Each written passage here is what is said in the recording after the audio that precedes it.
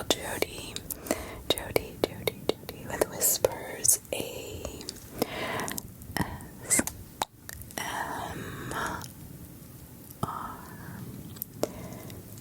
Whispers ASMR. Tonight I'm going to be reading Reddit's most crazy, scary. Let's not meet the craziest, the scariest of all time. So sit back and relax. And if you enjoyed this whispered, spooky content, then please, if you wouldn't mind, hit that subscribe button. It helps me out so much. I do appreciate each and every one of you for coming to my channel, coming back to my channel, So just click on that subscribe button in the right hand corner of your screen, and a thumbs up if you like this kind of content. But put on your scariest protector tonight. Close your blinds, lock your doors, because it's gonna be a creepy one. Take a deep breath and just relax. Close your eyes and enjoy the sound of my voice as I take you into a world of terrifying. Let's not meet.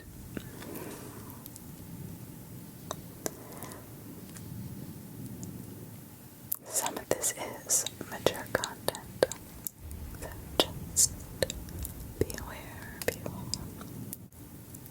My brother-in-law saved my life. About 3 years ago, I was living with a roommate and going to school. I was 22 and I'm a female. A weekend evening, my roommate had informed me that she was going out clubbing and staying over at another friend's house. I was invited, but I really didn't feel like going out. Instead, I made plans to sit on my ass, watch junk TV, and work on homework. That's when this happened. Around 10 p.m., I went to the gas station to get some candy and an energy drink. I remember that day fairly well because I'd gotten out of class early and had just gotten my hair done. I was feeling confident, pretty, and cute. I walk into the gas station. There was 3 guys in their 20s lurking around.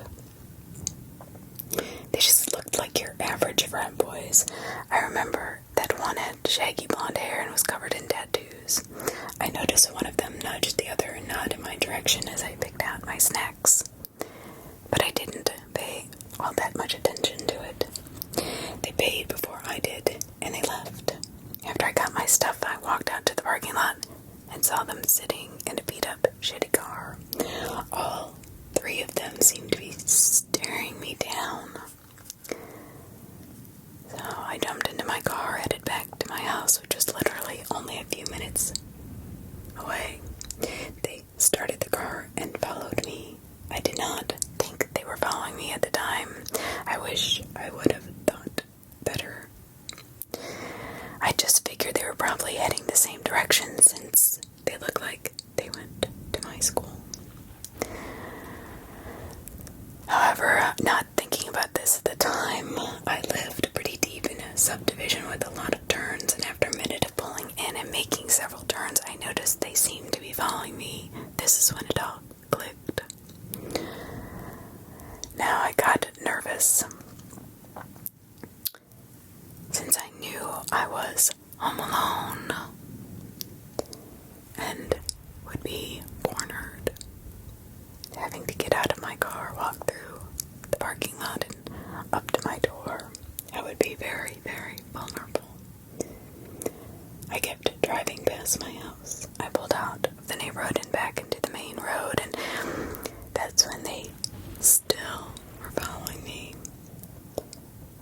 I drove for a while. They would speed up and got really close, making me even more nervous. They started flashing their lights, actually pulled up next to me and rolled down their window. The part of me that has faith in humanity thought, what the fuck, do I have a low tire or something? But when I looked over and saw them leering at me, I knew this was not anything like that, and I immediately began to panic. We're on a more deserted stretch of road now. They were swerving almost like they were going to bang into my car. I sped up. All I could think of was, should I drive to the police station? Yes, you should if it's close enough. But it was like 15 minutes away from here, and there's a ton of stoplights on the way. Run them. If it's safe to, of course, but don't worry about being pulled over, because that's what you need, a policeman right now. Then I questioned myself, what if I have to stop and they block my car or something? Fortunately, by this point I was getting somewhat close to my sister's house. She lives pretty close to me, about 15 minutes, but in the opposite direction of the damn police station. I'm shaking. I was trying to navigate the road with these douche bags speeding up, slowing down, and trying to nudge me off the road. But I picked up my phone and dialed my sister. Luckily, she answered on the fourth ring. Luckily. I immediately asked her if Josh, her husband, was home. She sounded confused, but yeah, Josh is in the military and I knew he owned guns. He's a good guy, but we didn't really talk much and I never felt particularly close to him or anything.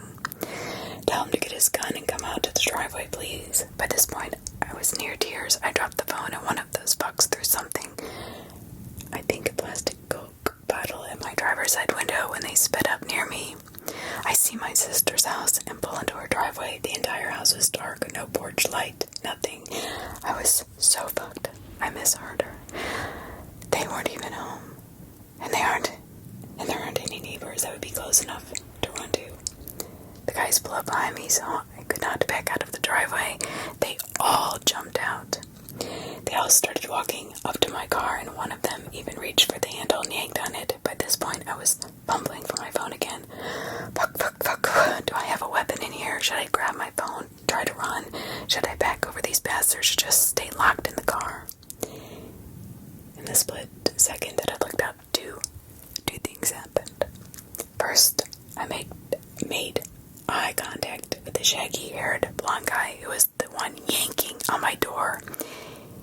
He didn't look angry or drunk or high. His eyes were dead and predatory. I was frozen in terror. He looked cold, like he had done this kind of thing before.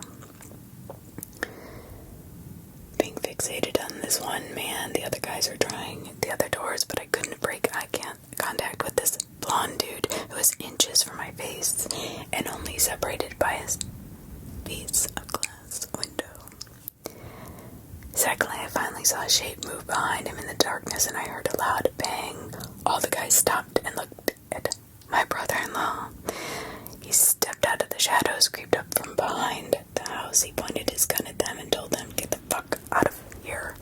They ran back to the car and sped off, screaming profanities at Josh and me.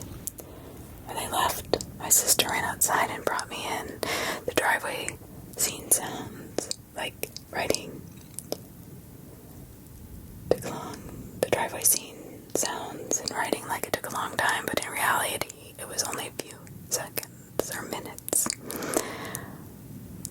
Since that, and because of how dark it was, we did not get the guy's plate number. We called the police and they came out to get our statements. They said they would have someone patrol the area to keep an eye out for any cars that were the same make, model, and color.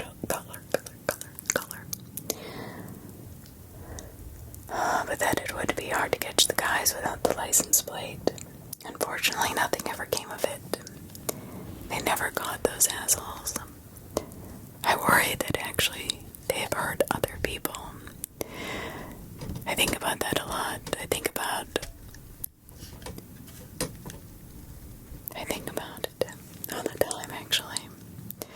That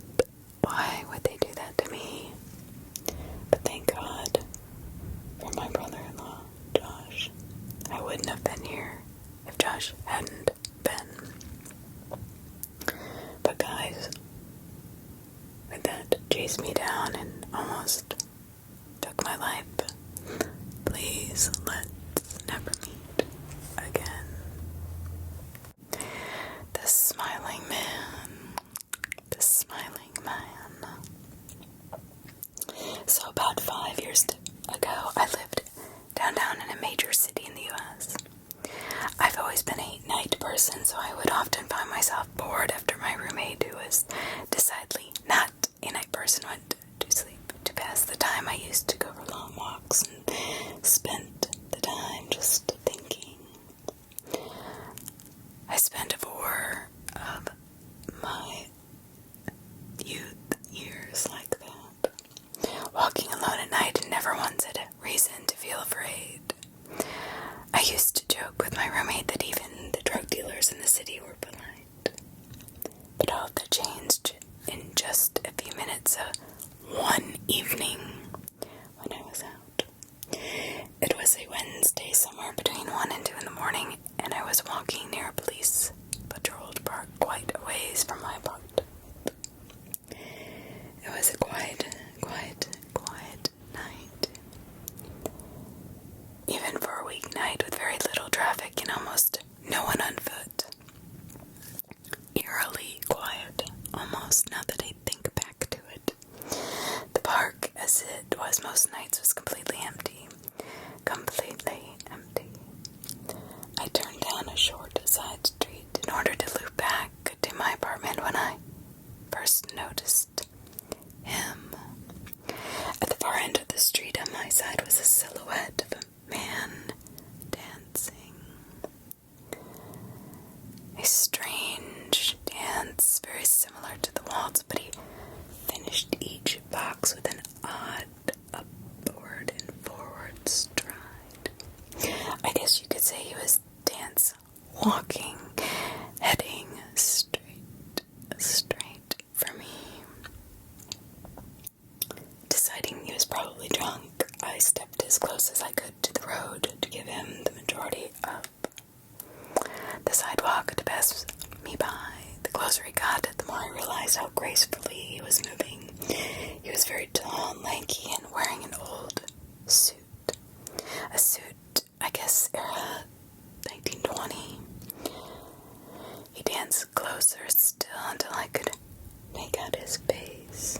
His eyes were open wide and wild, head tilted back slightly, looking off at the sky, as if he just were not even a part of this world.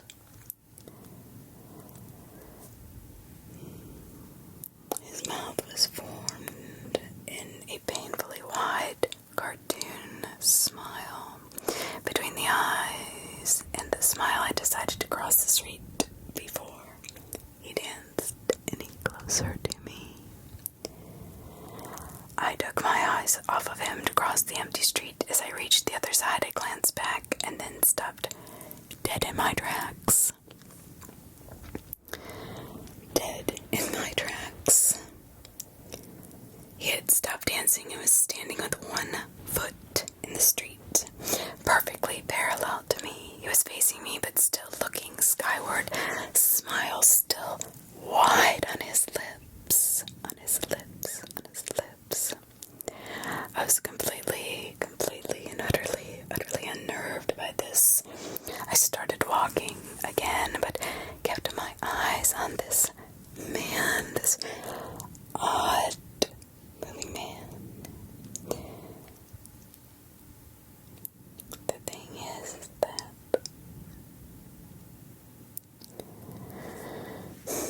he didn't even move. Once I had put about half a block between us, I turned away from him for a moment to watch the sidewalk in front of me.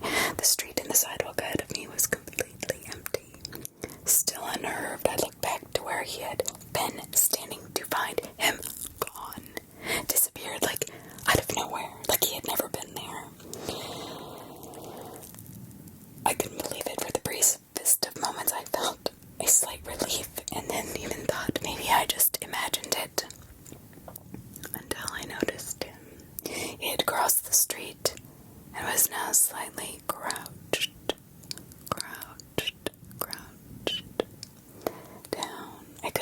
for sure due to the distance and the shadows, but I was certain he was facing directly at me. I had looked away from him for no more than 10 seconds, so it was clear that he had moved inhumanly fast. I was so shocked that I stood there for some time staring at him, and then he started moving towards me once again. What in the holy shit? What does this guy want?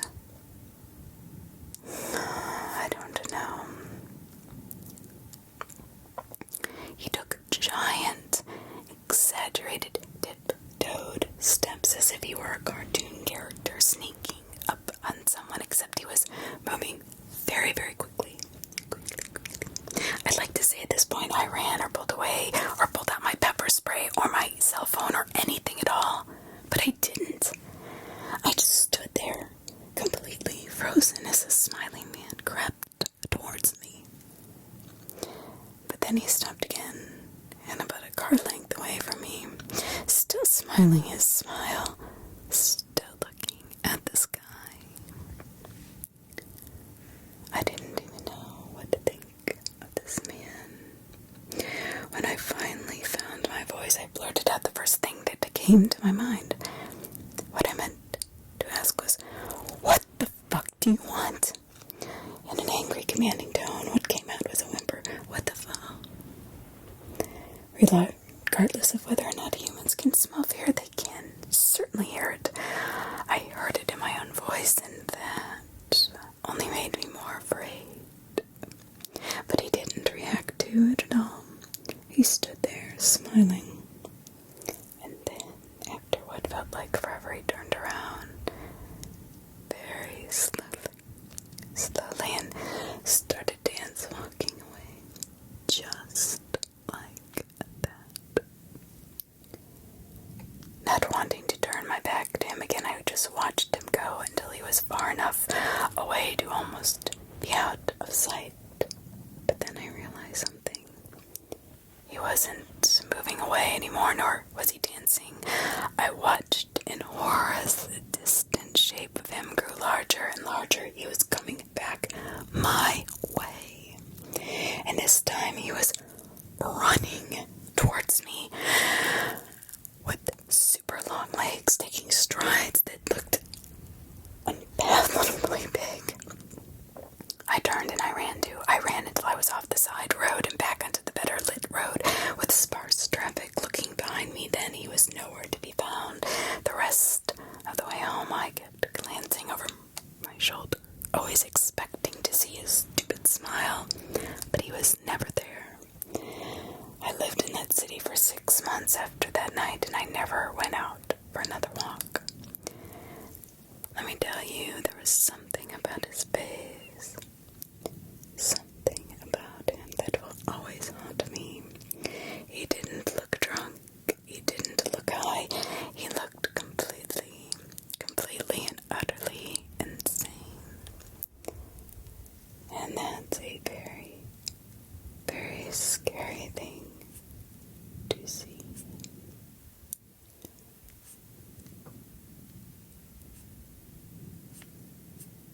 Very,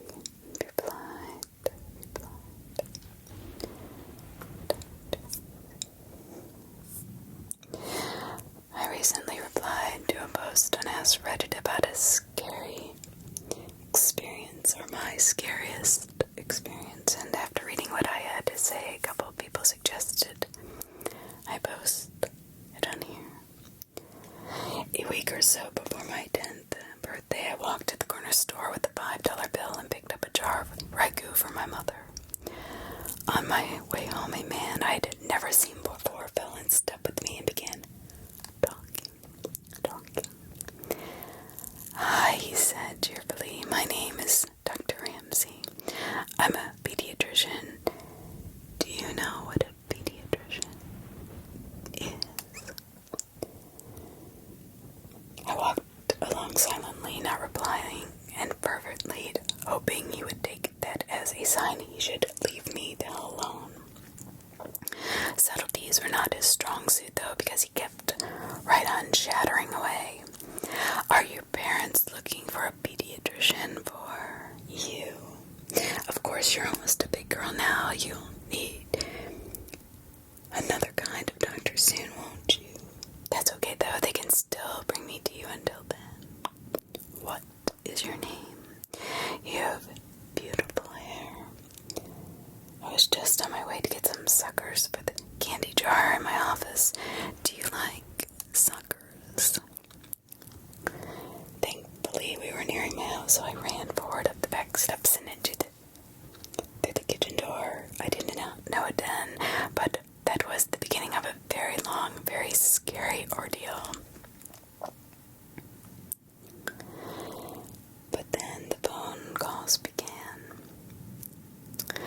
I told my mom, who said maybe it was because he was on his way home from work. But then I'd see him every day, almost every day, smiling and waving. And then the phone calls begin. My dad called me into the living room, sat me down. He asked about the day Dr. Ramsey followed me home, and if I had talked to him. He said I wasn't in trouble, but that I needed to tell him the truth. I told him no, and he asked if I was absolutely sure. Could I be forgetting something? I told him no again, and he frowned and asked, "Then how did he know your name?" I don't know. It turns out that was not all he knew. He knew my sister's name as well. Pretty soon, neither my sister or I were allowed to answer the phone. He called several times a day. At first, neither of us knew what he was saying. Then one night, one of my brothers told us that he was telling my parents that he was going to hurt me. And then, after me, he was going to hurt my sister. Fucking sicko. Things got complicated after that. My dad called the police, but as this was before there were any stalking laws, there was not a lot they could do.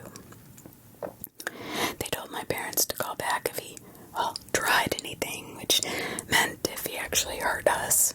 My dad then called a friend of his from back in the day who happened to be a cop. For the next month, my dad's friend escorted me to and from school. Suddenly, life as I knew it came to a screeching halt. I couldn't walk to school alone. I couldn't play outside. I couldn't walk to Super America, sort of like a 7-Eleven for those who do not know.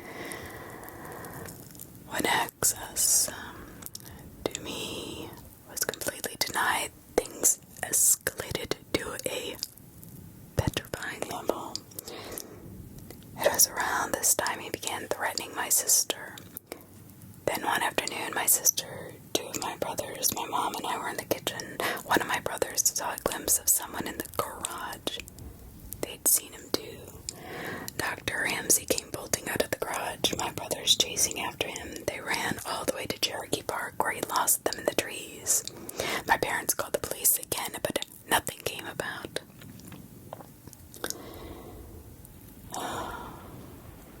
The only information they had was a description and a name that was certainly fake.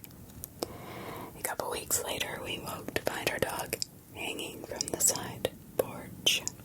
She was a gorgeous saddleback German shepherd born the day that I was born. We were all devastated. The police said there was no evidence it was him and ruled it accidental, but none of us believed that shit. His phone calls came more informative in the meantime. He would talk about who he was and who he wasn't. If my brother would say my dad was home, he would tell him who was really in the house. He also would talk about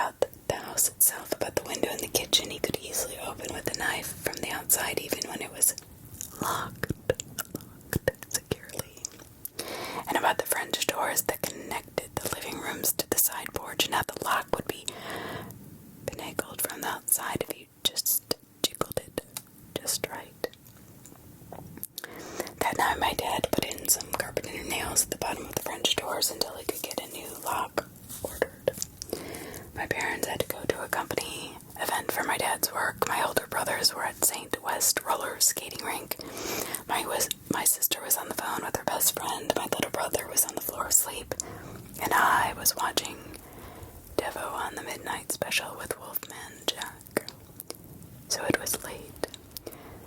Suddenly, the top of the French doors swung inward and in flew in a few milliseconds before the nails in the bottom caused them to snap back. I could see his silhouette. Yes, Dr. Ramsey. I remember this well. My sister whipped the phone at the television and we ran up the stairs. About halfway up, we realized our little brother was still asleep on the living room floor. As quietly and gingerly as we could, we walked back down the stairs to get him. We all went into our bedroom and did not turn on the light. This way we could see outside. We watched at the window for a while, then when we didn't find him, we crept down the hall to our brother's room to look. We looked down and could see someone standing at the back door. He was knocking loudly. "What do you want?" my sister asked at the window. He stepped back and said, "Is this the Mercy residence? I have a pizza for delivery. Can you come to the door?" She scoffed at him, declaring she was not stupid. She could see his arms and he didn't have a pizza. And she was calling the police, and he left. A short while later, my brothers returned home. We told them what happened. They walked around the yard watching for him. They came back in and things settled down, but now we'd pretty much given up calling the police. They were never going to help us. It didn't help, it never would. We just went back inside, each of us except my youngest brother, still asleep, carrying a knife from the kitchen just in case. Eventually, one of my brothers went into the kitchen to get a bowl of cereal as a snack. You know that sensation you get when you just can feel someone watching you? Yeah, he had that in spades. He kept looking around the kitchen, through the doorway into the dining room at the windows. He didn't see anything, but he could still feel eyes on him. So he went closer to the door to try to see better. The kitchen lights were reflecting in the windows of the door. It had 3 rows of 3 windows, so he still could not see. He stepped closer, then closer again until he was right up to the door. Then he cupped his hand on either side of his head so he could see. There on the other side of the window, Payne was Dr. Ramsey smiling back at him. He turned to yell for my older brothers, and when he looked back again, he was gone. Then he went out to look for him, but did not see him. The next night, we were at the table playing Crazy Eights, and my brother was restless. My sister asked him what's wrong, and he said he always felt like a minute now there would be a boom, boom, boom on the door window almost immediately after he finished his sentence. Boom, boom, boom on the window right behind him. In the chaos, the 2 eldest ran out, but he was already gone. This man was sick. A couple of weeks later, I was at school and we were outside on the playground during recess. I was swinging upside down when I saw that now familiar blue Ford Galaxy cruising by, moving slowly, slowly, slowly. There he was. Smiling and waving, he called my name and I ran to the teacher and told her the school had been told about him, and she took me inside right away and called my mom. That same day, my mom had gotten a call from the school asking her to verify that my dad was picking me up, and he'd called to say he was on his way. He wasn't. Not long after that, I woke up one night thirsty. I went down to the kitchen for a drink, and there, sitting alone in the dark was my dad on the table, a gun. He was tired of the police waiting until Dr. Ramsey tried something or did something. He was tired of his children being terrorized. He was tired of being afraid every time he left for work and something might happen to us while he was gone. I sat with him for a while, watching before he sent me back to bed. These events and many more took place over a period of around 18 months. Then as suddenly as it began, it stopped. Dr. Ramsey had vanished from our lives. The phone calls, the drive-by with the creepy waves, everything.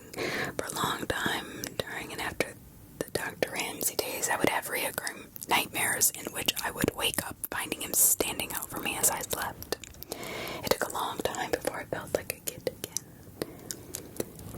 I found out years later that when he was gone, Dr. Ramsey would tell my parents that he was going to rape and kill me and later my sister, and that there was nothing they could do about it.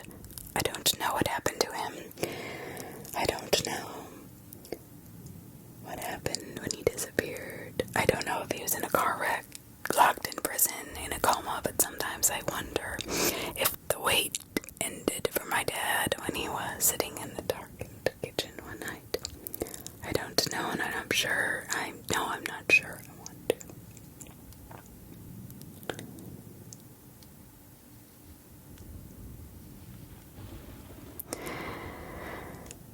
Well, this memory sprung into my mind a couple days back, and I thought it would be worth sharing. I live in North Wales, UK. For anyone who has been here has had the pleasure of visiting, it truly is a beautiful place to live. Though for an adolescent boy, it is certainly lacking in things to do.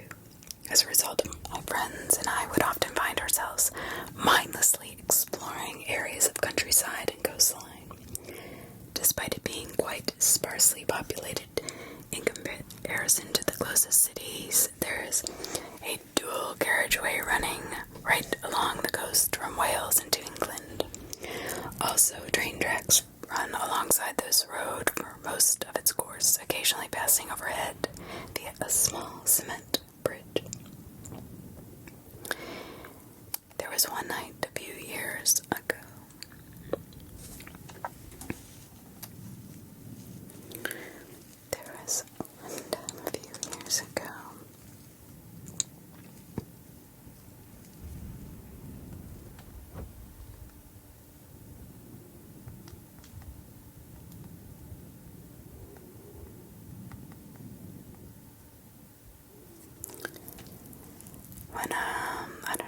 There was four of us randomly decided to try and explore the inside of one of these bridges. You know, the cement ones. As one of the group had observed a manhole covered nearby, which we believed to be the entrance. However, on closer inspection, we discovered that several tools would be required in order to gain entry. We returned with the necessary equipment and proceeded to unbolt the cover. This had to be done stealthily as the train track was right beside us. Not close enough to be in any danger, but definitely a sufficiently small distance to cause panic for a train driver. And panic usually means police. Police, and we didn't want that. It was not long before we had removed the heavy steel disc and had started descending the ladder down into the structure. Once we had all safely reached the bottom, we decided to progress to the other side. Now at this point we are totally confined to the narrow space that leads into the main area. If you are confused as to what the hell is this bridge is supposed to be, you probably should be, because it was rather peculiar. I mean, I would have never known that there was even an inside that we would even find if we had not found the manhole. We squeezed and crouched, and one at a time scraped along our bellies to the other side of the structure. There is a growing sense of claustrophobia between us. The distance from end to the other is surprisingly long, but by the halfway point you can look down through narrow gaps onto the motorway below. a strange sort of way. At this point, apart from the mild discomfort and confinement, we are still just a group of guys on an adventure. This is about to change dramatically. No more than a few meters beyond halfway, which we could tell due to the symmetry of the passageways through the bridge, one of us claimed they could see some object in the distance at the far end. While slightly hesitant, we agreed to investigate. Bad move. I reached the end first. I've never felt the same sense of dread before or since. It was horrific. In front of me was a single fold-away chair positioned facing a wall. On the wall was a partially torn page from a newspaper or magazine showing a fully naked lady in an erotic position. The reason I do not just refer to it as porn is because something was different about it. I can't exactly put my finger on it, but it seemed more sinister than sexy, if that makes any sense. More disturbingly, the eyes of the woman on display had been cut from the page, removed with precision, not just hastily ripped out. The scene that lay before us had rendered us completely speechless, and an overpowering sense of panic could be felt collectively. That was when we found the condom. The horrendous, gut-wrenching, blood-drenched condom. Needless to say, we got the F out of there as best as humanly possible, smashing our knees and shin against the sharp cement edges that lined the path to the ladder by which we had entered. Of course, we were all praying to the God that the manhole had not been resealed, as if it was impossible to tell until you reached the ladder itself. Thankfully, the exit route was clear, and we were promptly dashed as far as our legs would carry us. I'm not sure this ending comes as a disappointment to some of you reading this, as we luckily never bumped into the twisted individual who sits in that chair, but I must stress how radically out of the norm this was given where I live. The reason I mentioned the population earlier was with a purpose. There is easily enough people here to escape the realms of crazy folk, yet nowhere near enough people to have someone clearly lose grip on society without one of us taking notice. For example, there was literally only one homeless man who everyone in the area knew and grew fond of, eventually resulting in a mass gathering at his funeral when he passed away. I sometimes think that not recently, as I had more or less forgotten about that night entirely, about the person who climbs down into that bridge and navigates through the darkness to sit facing a wall and do God knows what, that ends up with a condom full of blood. You honestly could not envision a more surreal situation. It has just come to my realization.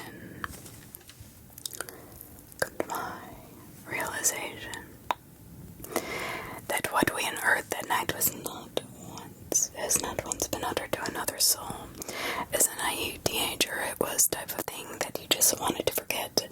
But thinking about what we probably should have let the police, or at least someone else, know about was down there, because it wasn't the doings of a healthy-minded individual. There you have it. The scariest, sickest thing that I had ever run into.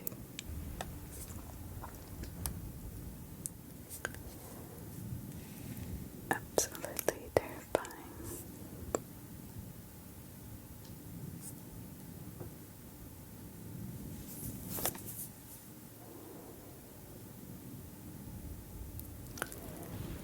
Roommates wanted female only, please. Amanda is my brother's girlfriend at the time. She was looking for her first apartment and moving out from her parents' house. Her and my brother did not want to move in together since they had only dated for a few months. She opted instead to search for a roommate online, browsing Craigslist. She found an ad titled something like, "Roommate wanted females only." Females only. This sort of thing was common since the area she was looking in was mostly young professionals. The listing was for a room in a house for about $225 a month, which is quite cheap compared to most places listed. The occupant lived herself as a 23-year-old college student that was not comfortable with living with any males. The other roommate would have their own room and attached bathroom, so as far as Amanda knew, it was going to be her place. However, the listing only had a single photo from outside the property. Amanda sent an email wanting to meet the occupant and tour the house. Within 30 minutes, she receives an email back with all of the details and times to stop by. The girl worked late hours and wanted Amanda to stop by at 8 p.m. When Amanda arrives, there's a handwritten note on the front door saying, "Door broken, use the back door." She proceeded to walk around the house. It looked nice but slightly unkept. Tall grass, weeds, dusty windows, etc. I don't know why, but no alarms were going off yet. Amanda, I don't know, when she knocks on the back door and an older man opens the door. At first, Amanda thinks she has the wrong house, but the man reassures her and says that the occupant, Christina, was out and he was the landlord. The occupant asked him to meet Amanda since she was working late. He seemed pleasant and offered to show her around. Alarms start going off but aren't at red alert yet. First, the guy was clearly in his 40s, unshaven, and looked like he lived in his car. Also, only the kitchen light was on. As they walked around the house, Amanda noticed one huge red flag. No furniture. None. Nothing. The landlord was polite about answering questions, but seemed irritable to keep lights on for too long, rushing her around and only letting her look at rooms for a few minutes at a time. There was a single room that the landlord would not open, telling her that it was the occupant's room and he did not want to invade her privacy.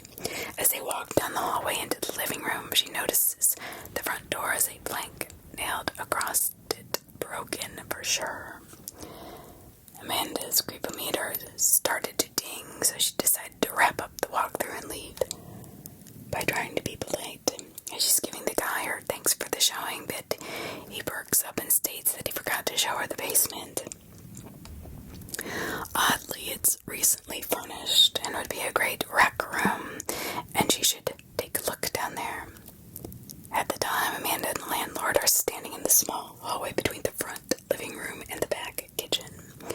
And this little hallway was the basement door. When he opens the door, it opens outward to create something of a barrier between Amanda and the back door. The basement is pitch black. Ladies first, as his creep motions down the stairs. What happens next is nothing more than a stroke of luck. Amanda gets a text just as some random person parks in front of the house. Thinking on her feet, she pretends it is a phone call and answers her phone. "Hey, yeah, are you here? I'll come out and run back and let you in. It's great, you have to see it." With a motion of confidence, she excuses herself around the landlord and walks out the back door. She says the guy just looked at her like he was confused. Once outside, she sprinted to her car and sped like the hell out of there. When Amanda got home, she told her mother and my brother everything. The police were called. They took her statement and went to investigate. The Craigslist post had been removed. The house had been foreclosed over 6 months earlier, and the property had been abandoned. When the police investigated, they found that the closed room the landlord did not want her to look in was where the man had been staying. There was a pile of old, dirty blankets, rotten food, and an empty gallon jug of whatever everywhere. There was also more creepy stuff. He had plastered ripped up pages from porn magazines on all of the walls in the room. Where did they even find these magazines? But the really creepy part was the basement. was a fishing twine at about shin level across the stairs, halfway down. The basement was empty except another pile of old blankets, a broom handle wrapped in leather belts, and a small box with a few rolls of assorted tape, duct tape, electric tape, etc. Amanda did not move in. Yeah, I would hope not. Oh my god.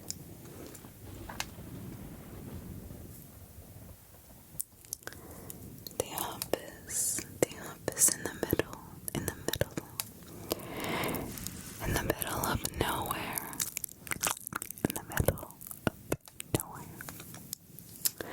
When I was 19, I worked for a company that allocated labor to rural areas of Australia. Basically, what you did was tell them when you were available, and they'd send you to a remote farm for a few weeks where you would do whatever they needed done. It's hard work and long hours, but good pay and good fun if you got in with a nice group of people. When this occurred, I was working on a large property. I was told it covered roughly the same landmass as the state of Maryland in the United States. About 9 hours from Sydney City, and the property itself was 40 minutes from the nearest town. It was in the middle of BFE, in short. So I'm working at the farm, clearing bushland with 3 other guys my age from the city. Our boss is a guy called Jeremy who owned the farm and supervised us while helping out with the work. Pretty laid-back guy and was generally really good to us. This summer in particular was really hot and was hard work. So one day when the temperature hit around 90 degrees, 98 to 99 degrees Fahrenheit, Jeremy decided to give us the afternoon off. He said he knew of a water hole on the farm about 20 minutes. Just drive north. I was keen for a swim, but the other guys just wanted to relax for the afternoon, so him and I hopped in one of the work trucks and started heading across the bushland. Jeremy, well, he wasn't much of a talker. We drove more or less in silence. After about 20 minutes, however, he suddenly perked up and jabbed me in the ribs. Do you see that? Over there, beneath the 2 dead trees. I should mention here that if you're not familiar with inland areas, particularly in Australia, they are brown or red and mostly flat and bland, meaning any bright colors stick out like a sore thumb. So you can imagine our surprise when we see a large blue angular structure far off in the distance. We steered in its direction. As we got closer, realized it was a huge blue shipping container just sitting in the middle of nowhere. Jeremy was perplexed. I asked him if he knew what it was, and he obviously didn't. He said he'd never seen it when he drove through the same area just 5 weeks before, and he wanted to go and see what the hell this was. Initially, we pulled to a stop about 100 meters away from it. At this stage, I had a really bad feeling. The whole thing was not right. It's hard to explain, but if you can imagine seeing a foreign object in the middle of a huge, barren expanse, it had to be something weird, bizarre, or like it didn't belong for some sinister reason. But it was on his property, and in truth, I understood why he wanted to go see it, but I was really anxious. As we got closer, things got even more bizarre. There was a big diesel generator behind it, thumping away, and the CCTV camera on each side, all motion activated, so they buzzed side to side, following us as we moved around. I tried to reason with Jeremy something along the lines of, with all the security, someone obviously doesn't want us here, let's just go. Brushing my statement off, however, reminding me it was his farm and whoever had put this was trespassing. He wanted to go inside. No, how things got creepy. Despite all the surveillance, there was only a small padlock on the huge door. We had some bolt cutters in his toolbox, and after a bit of a struggle, we broke the lock and we got inside. Oh, the first thing I noticed was a rush of cold air as we got in. The place was air conditioned, which I must admit was quite pleasant on such a hot day, but odd. We searched around for a light switch, but I could already see this was some sort of IT setup. There were flashing LEDs all around the place, and the sort of hum you hear when a hard drive is working, and working hard. We finally switched on the lights. We could see a sophisticated, albeit somewhat cluttered office setup. There were hard drives the size of bar fridges and other computer equipment lining the walls, sometimes piled 2 to 3 high,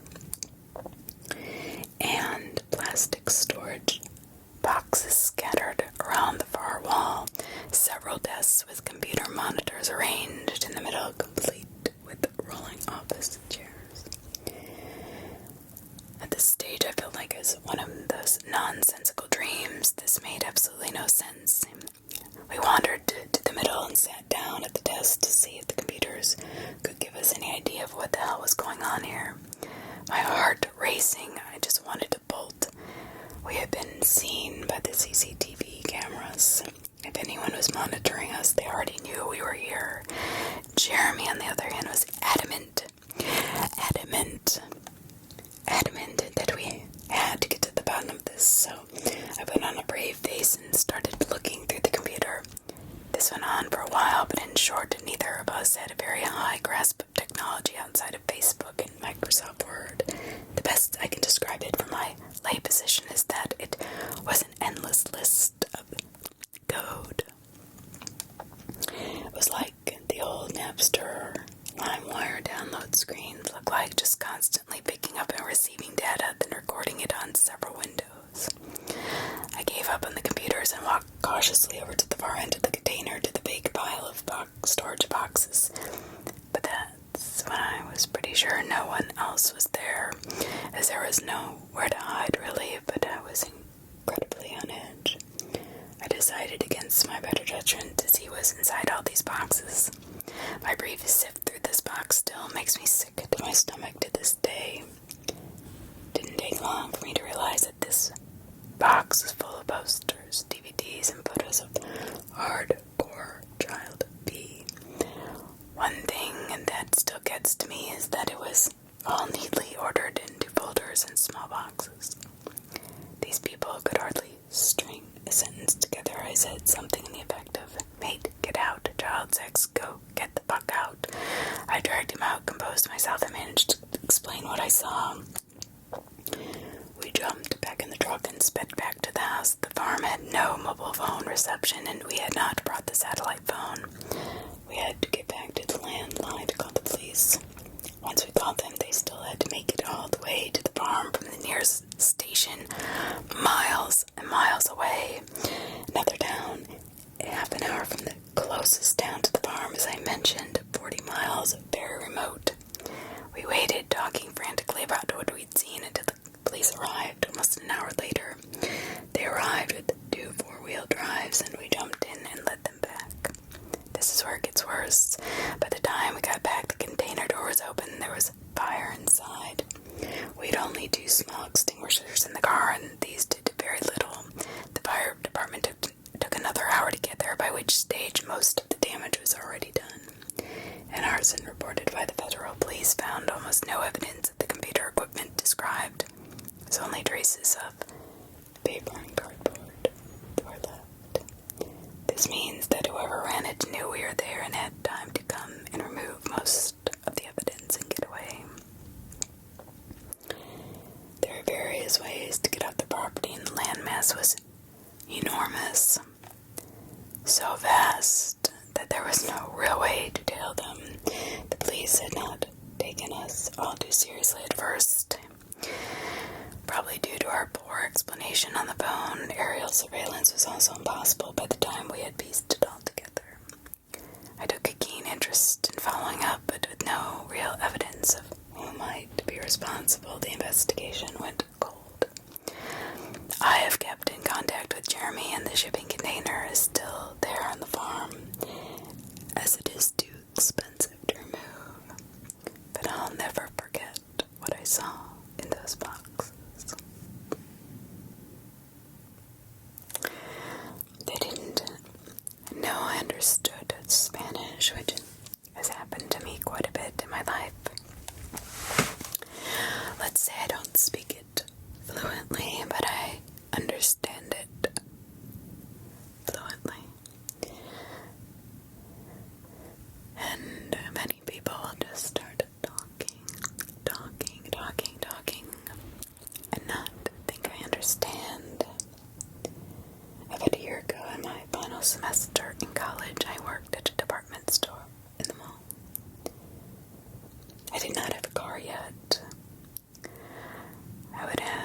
day shifts because it was a 2-hour bus ride back home.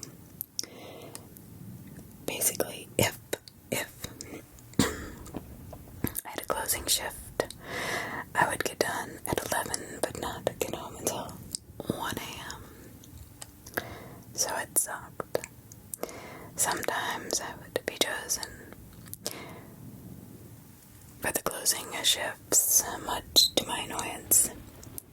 I had a 6:45 a.m. class and my mother's worried because who wants their kid on public transportation that late at night?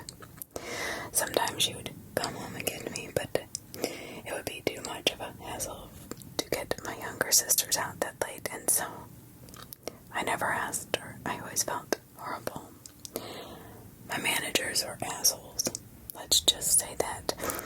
They gave me an entire week of closing shifts, knowing my situation. Yeah, I was pretty pissed, but what could I do? One night I had just finished my shift. I got on the bus, sat in the back, and was minding my own business when my freaking iPod died. Annoyed, yet I get my earbuds in and occupied myself by playing a crossword puzzle on my phone. 2 seats or so behind me, I hear these guys speaking Spanish.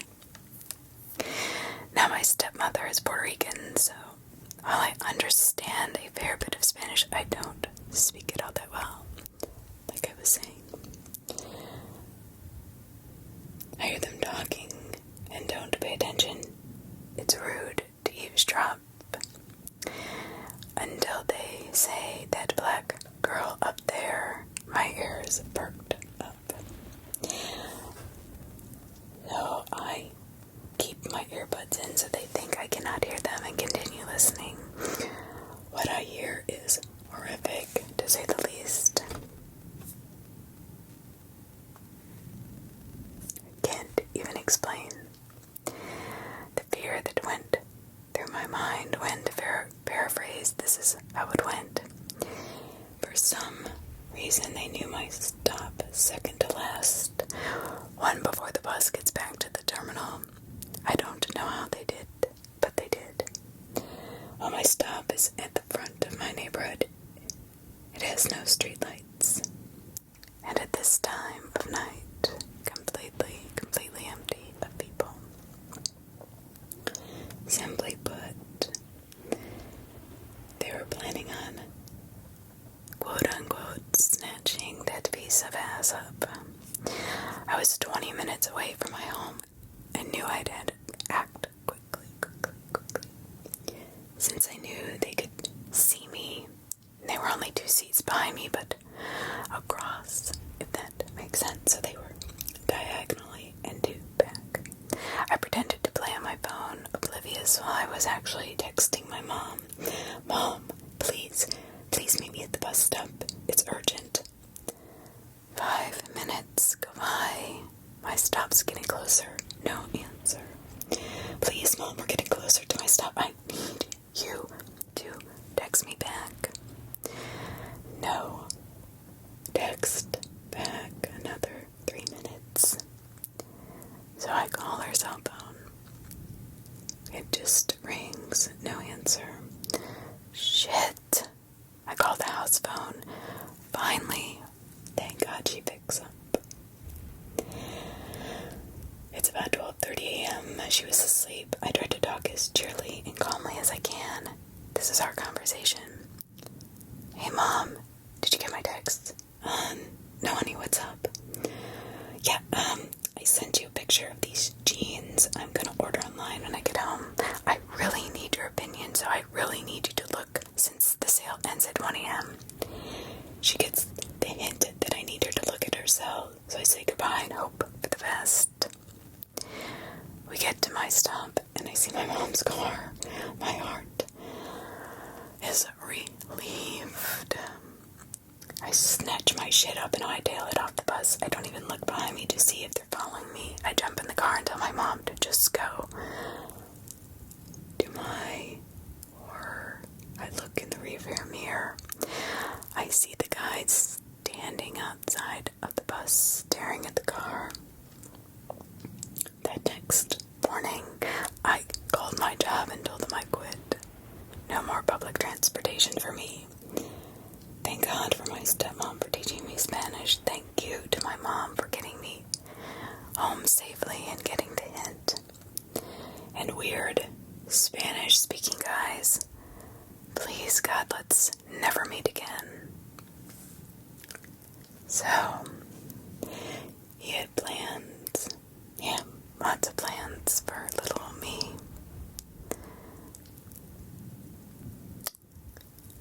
Yesterday, I was visiting my sister at her house. My mom, watching my son and nephews play in the yard. One of my nephews, Harrison, was picking bark off a tree when I remembered an odd encounter I had as a kid. I said, "So weird," out loud, thinking about the encounter. My mom turns her head and looks at me. "What do you mean? What are you talking about?" I turned towards her and said, "When I was a kid, I was hanging out at the pinecone forest, which is what the neighborhood kids called a small patch of trees on the side of the road. I was picking bark off one of the trees to pass some time waiting for my friend Frankie to finish his homework and come out to play. Out of nowhere, it seemed a guy came up to me. I could smell him before I saw him. He smelled like stale cigarette smoke. I was kind of scared when I looked at him. His energy was terrifying, and just something was off about him. I don't know, he wasn't very old, but he had a very lazy eye that was cloudy, and his teeth and fingernails were stained yellow. My mother had taught me to be nice to people even if they don't look like me. I faked a smile and quietly said, "Hello." "What are you doing?" he asked me. The smell of his breath is unexplainably the worst smell I'd ever smelled. I replied, "I'm picking the bark off this tree." In a sharp, snappy tone, he said, "You should not do that. It's like picking off the tree's skin. How would you feel if someone picked off your skin?" He said, with a pinch to my arm with his sharp yellow nails. I pulled back in an alarmed state. I don't know. Frankie's mom called for me out the door and told me to come wait inside. I did not think anything of the whole situation. When I told my mom about it, she had this look of guilt or, I don't know, fear. I'm not really sure which. She said that it's probably time I know the entire story. What the fuck? She thought I forgot about the whole encounter. That's why she never brought it up to me. Let me say first things first. You should know that the neighborhood I grew up in was a small, tight-knit community. Everyone knew everyone else. There was no reason for an outsider to come unless they knew someone there. Anyway, back to what happened with this guy. Frankie's mom, Sonia, noticed a white van with no windows parked on the side of the road. Cliché, right? She did not recognize it, but figured maybe it was a visitor for a neighbor. Sonia said to the police that the van had been there all morning and afternoon, and she thought it was really odd. She was keeping an eye on it. She said she just had a bad feeling in her gut. Of course, having a bad feeling in your gut is not enough to arrest somebody, but it should have been enough to at least check it out. Now, her house was seated right in front of the pinecone forest, and she had a huge bay window. The van parked next to it. She saw me waiting for Frankie and kept a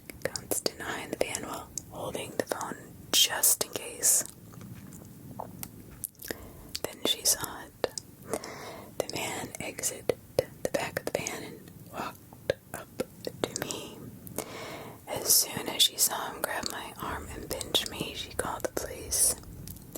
That was when she called me into her house. The police stopped the guy just outside of my neighborhood. In the back of his van were binoculars, Polaroid camera, pictures of me taped all over the walls and ceiling. Me at school, at my grandparents' house, at the bank with my mom. Just me everywhere I went. But that's not where it ends. He had a key to the storage unit. A storage unit on him. Inside the unit, they found a cabinet full of knives. I mean, a lot of knives, paring knives, a butcher's cleaver, thin fillet knife, a melon bowler, and just various knives of all shapes and sizes. There were also a couple anatomy books, equipment that a doctor would use, duct tape, and 10 empty 5-gallon buckets. But in the middle of it all was the most horrific item. A bed that was used to restrain mental patients. It had wrists and ankle straps. The entire inside of the unit was covered in plastic wrap. My mom then said this man was in a high-security mental institution for the criminally insane last year. That was extremely freaky to me. And the guy with all the murder equipment. Let's never meet again.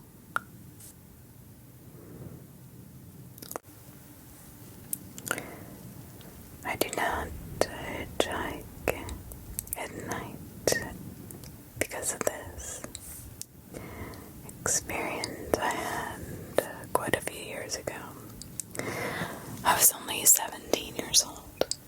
I did not have a driver's license, and in fact, I did not actually get one until I was 36. I walked everywhere I needed to go, occasionally catching a ride with friends, and, well, stupidly, but less occasionally, hitchhiking. So the night in question is one of those seldom occasions when I decided to hitchhike. I worked late, being too exhausted to walk. Most of the time when I would hitchhike, I would not get in the car with a lone man, only woman, or rarely man with a wife, girlfriend gets in the car. Maybe I should mention that I'm also a female. Not that I couldn't protect myself, of course, it's just, I don't know, I was smaller than most. But I was careful, so I thought. But this night, the cars were few and far between. It was so cold. And if I'm being perfectly honest here, when this man pulled over, I took a good look at him and figured I could take him if he tried anything. He was skinny, strange roundness about him, even though he looked healthy. I don't know.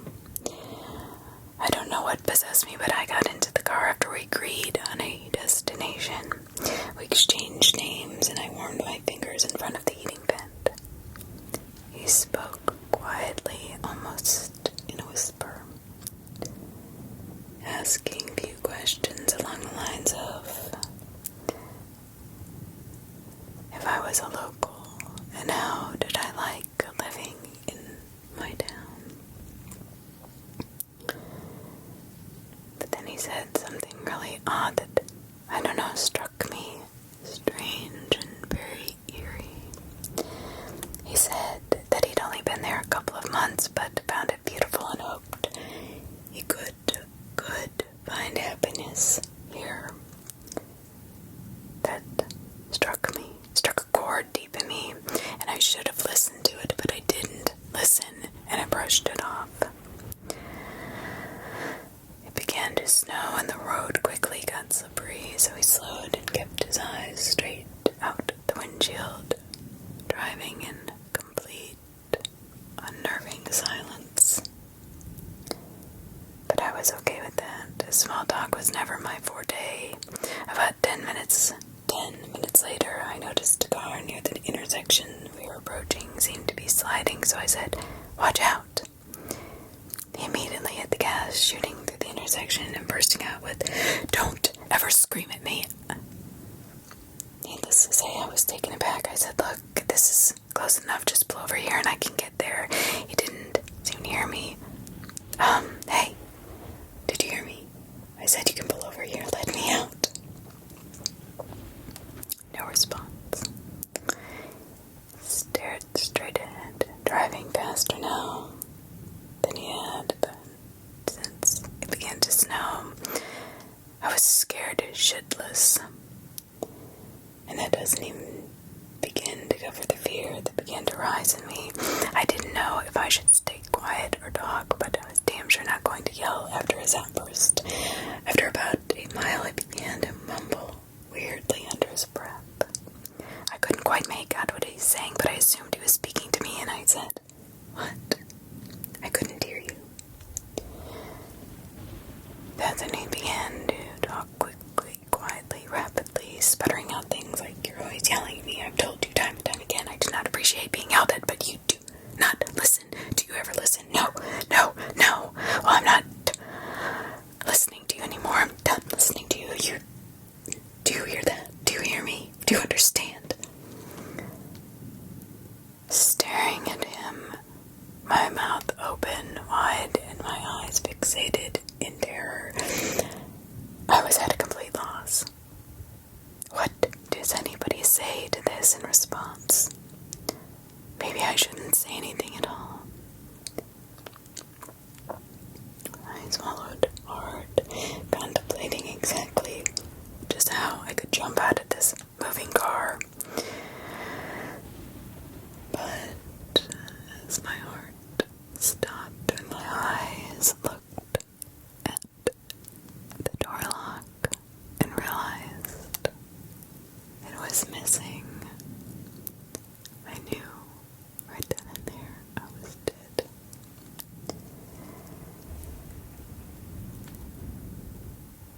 I started to cry uncontrollably, debating with myself about causing an accident by grabbing the wheel and hoping for the best. At least I figured there was a chance I might survive this. All of a sudden he looked at me for the first time since I had gotten into the car. He blinked several times rapidly, then slowed the car, stopping on the side of the road. Was he going to unlock the doors? I didn't want to say anything to set him off. It seemed like an hour passed, and then he said, "Look, I think you should get the fuck out of here," and hit the button to open the locks. Hell yeah, I wasn't about to argue. I jumped out of the car as if it were on fire. I was about to turn around and walk into the gas station when he called my name. He looked so damn sad. I hesitated. "I'm sorry," he said. "I'm sorry if I had frightened you." He said he never would harm me and asked if I'd be able to get home okay. Yes, and I closed the door. He began to pull out the gas station lot, but something stopped him. He just sat there for a couple of moments, his head down. I froze, wondering what the hell he was up to, and was about to run into the station, but he opened his window to yell at me, waving something in his hand. My hat. My fucking hat. I left it on his seat, god damn it. Warily approached his car. He handed it to me with an apology. Another one. I didn't know what else to say. I was shaking so bad, so I just replied, "Thanks." I watched as he drove drove off, making sure he was out of sight before moving on, so he would not know which direction I had gone. I decided to go to a friend's house. Instead of going home, as I walked, I went to put my hat on, and I felt a piece of paper or something folded in my hat. It dropped down onto the freshly snowy ground, and I picked it up. I unwrapped it, and inside was $100 bill. The paper had writing on it. It said, "I'm sorry. Please take a cab, and please do not hitchhike anymore tonight." I didn't. Matter of fact, I never did again.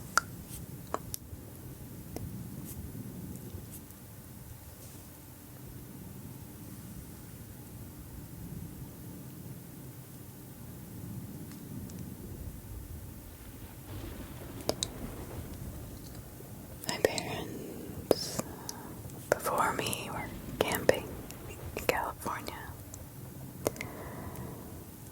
When they hear a voice, "I'm going to kill you," here I am. It happened in, the late 80s. Can you imagine the era of serial killers and satanic cults? My parents were in their mid-20s. They decided to go camping in California. They drove 15 hours, and when they got there, it was really late. My mom was sitting down on a log. My dad unpacked the truck. She's sitting there when she hears walking around the campsite. She tells my dad, and he says it's probably a bear or a cat or some animal. That it can't be a person. They were out in the middle of nowhere. She says, "No, I think that we should leave. There's somebody around." My dad just rolled his eyes and said, "Are you serious?" She said, "Yes." Okay, so they got the heck out of there just in case it was somebody or a bear. They really either wasn't a good choice. So they drive a while down the road. They did not turn their headlights on just in case it was somebody that may follow them, but wouldn't they have seen the lights if they had been followed? So they set up a camp and began to drink wine, listening to the music on a little stereo they had. And they got a little bit rowdy. They settled in for the night. Now they don't know for sure that this next event is connected to the first, but I can't imagine it's not connected. My dad's snoring away, but my mom, being a light sleeper as she always is wide awake, having a tough time falling asleep. But as she was in that halfway state where you're just awake and just asleep, she hears the crackling of footsteps around the camp, around their tent, breaking the sticks and twigs, intentionally, like they wanted them to hear their footsteps.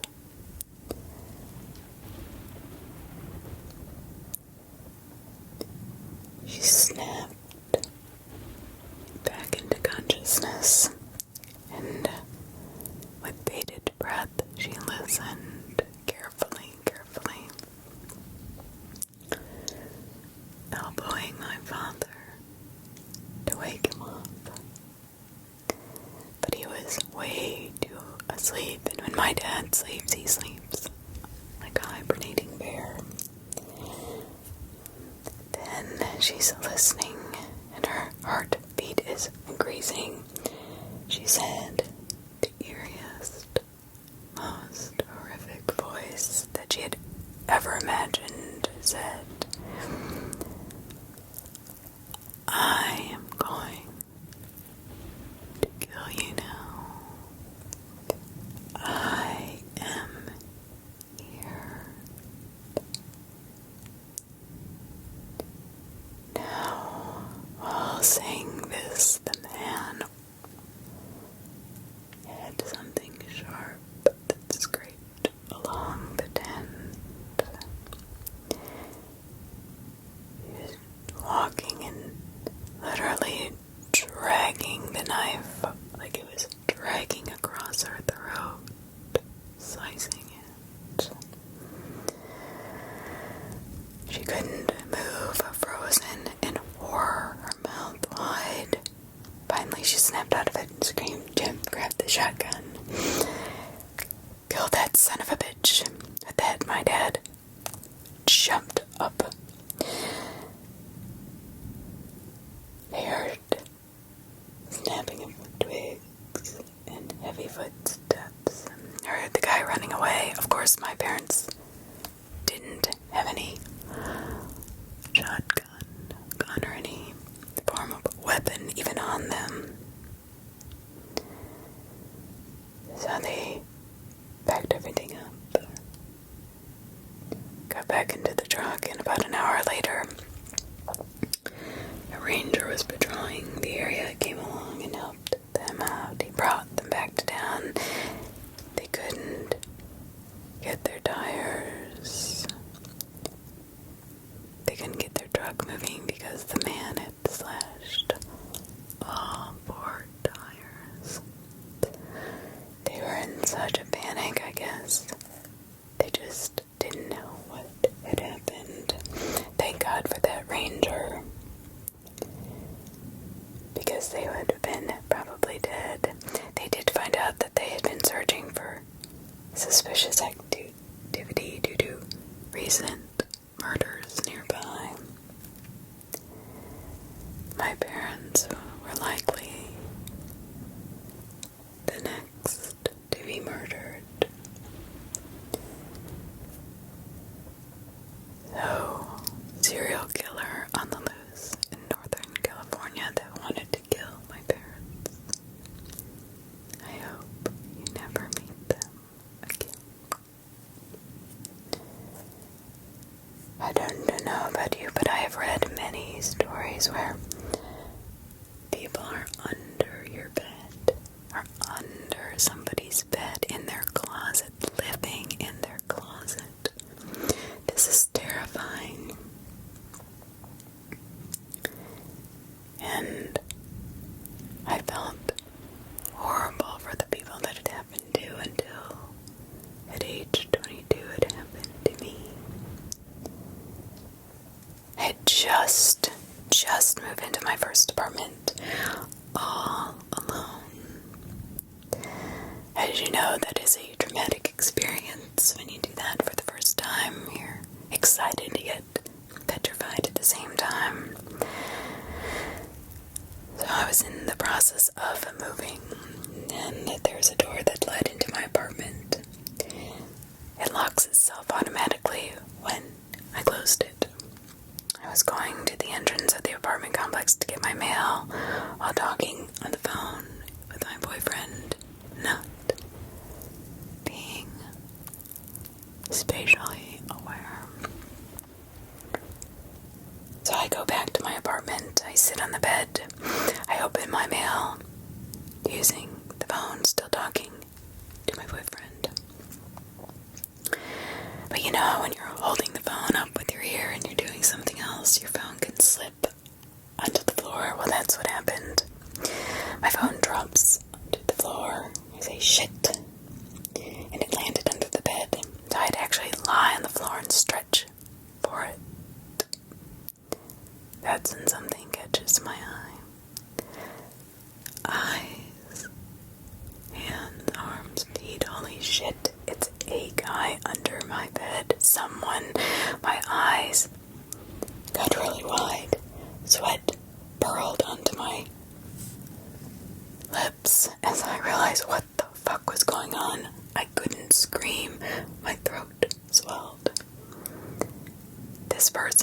under my bed was lying so still with his back towards me and his head to his chest, so I could not see his face. And thank God he could not see mine. As rational as I possibly could be and as quiet as I possibly could be, I get my phone. My thoughts are rushing through my head. I said to my boyfriend, "Oh, sorry, I dropped my phone and I'm just gonna take a shower and call you back, okay?" The bathroom light turned on, and he could see it because it was right by my bed. I walk in carefully, thinking, oh God, I hope he does not grab me before I can actually close the door. I get the door closed and I lock it. And I turn the shower on. Now, I live on the first story. Thank God. I jump out my apartment window. I call the police. They tell me to wait nearby, across the street at a friend's house, wherever I can, ever I could be safe. So I am across the street to see if anyone comes out of the door to the apartment complex. This is during the summer and it was still kind of light out. I place myself across the street, hiding behind a car while watching my open bathroom window and the entry door. I called back my boyfriend. He came to me just before the police. I gave them my keys and they went inside. They went and looked under my bed. And what they found scared me even more. I don't know why, but moments later, 2 officers come out holding a thin, tired-looking man. He looked crazy, high on something, but he didn't try to get away. The policeman that stood beside me and comforted me while the police searched through my house. I was shivering, crying, just a mess. He told me that the man stood outside my bathroom door with one of my kitchen knives in his hand, waiting for me to come out. Somehow, this person had gotten access to the entry door. Possibly while I was getting the mail, but I never saw him. And he slid under my bed just that quickly. The man was trying to hurt me. He turned out to be a homeless person and was placed in a mental hospital. Luckily, my boyfriend moved in with me the very next day. I felt grateful that he could. Now, if I can give anybody a word of advice, just stay calm, think rationally, so you can make it out alive if this ever happens to you. And man that was under my bed with crazy eyes, please, let's never meet again.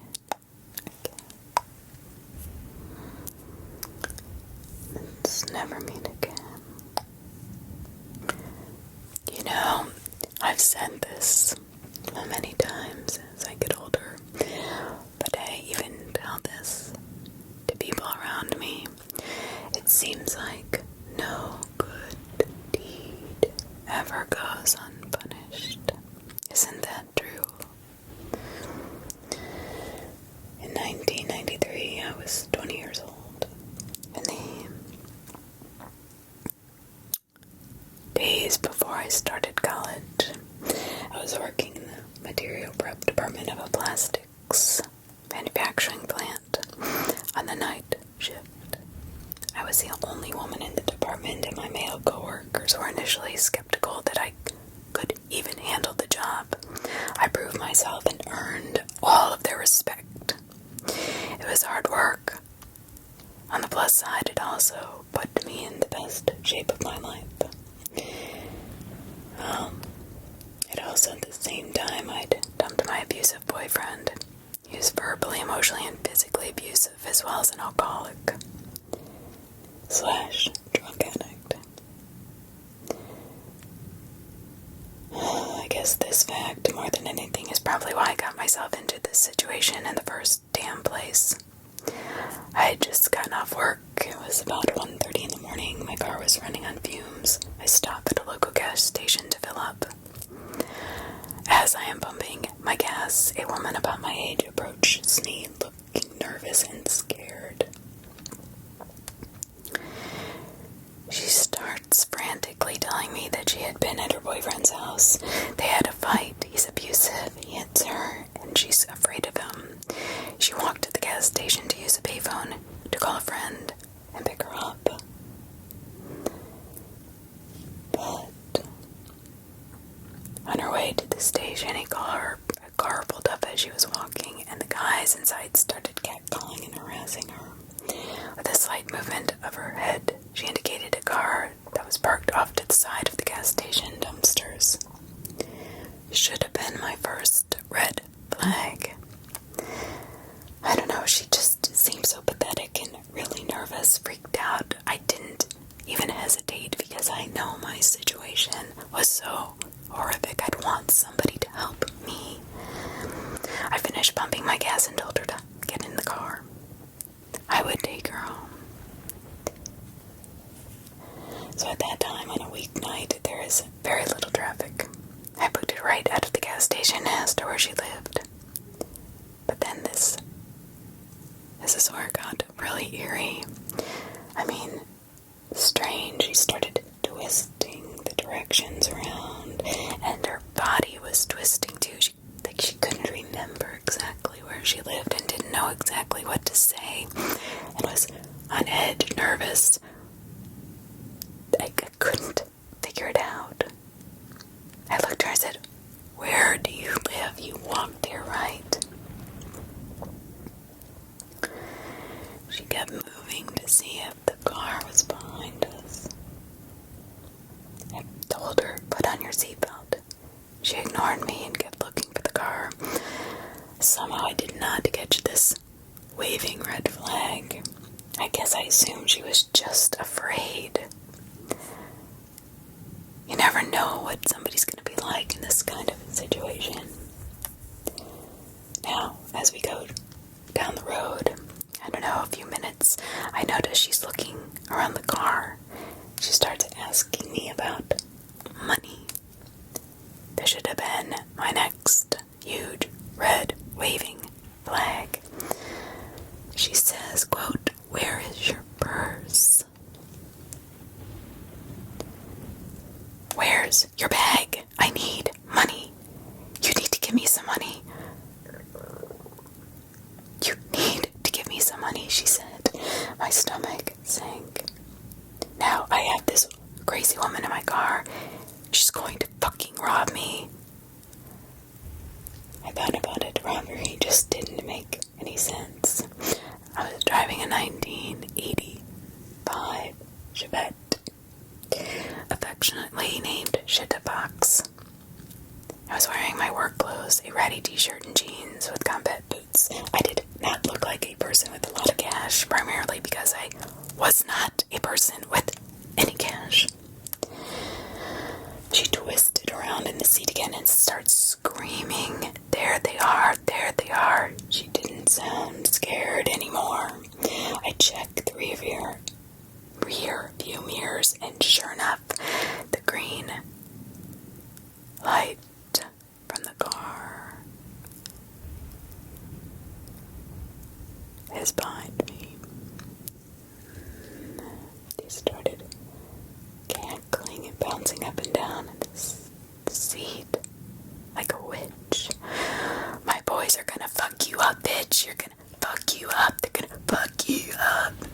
Just laughing like a crazy person, opening the glove box, looking in the back for a purse or a bag, or telling me all messed up shit these guys are planning to do to me.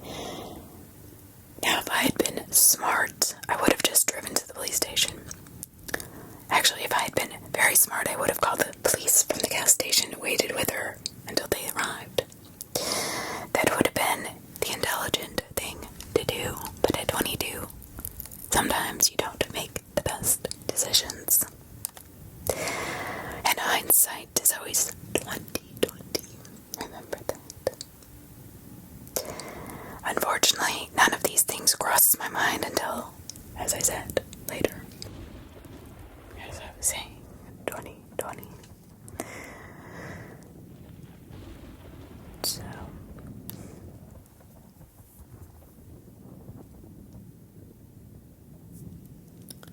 in that moment, I just got really fucking angry, and I realized three key things all at once. One, there was an intersection up ahead. Cars on either side waiting to cross, and the light had just turned yellow. I had a spare box cutter that I got for work in the driver's side door compartment, and this crazy bitch still had not put on her seatbelt. Yeah, I didn't think. I floored it and passed under the yellow light just as it turned red. I glanced back to see if the green car was still behind me. The cross traffic at the intersection had started to move, and they had not caught up. The bitch starts yelling. I slam on the brakes, and she hit the dash and windshield with a solid and viciously satisfying crack. When she rebounded to the passenger seat, I had a box cutter in her face, and she was screaming some serious bad shit, crazy things. I can't remember exactly what I said, but it was along the lines of, get the fuck out of my car before I cut off your face and make you eat it, bitch.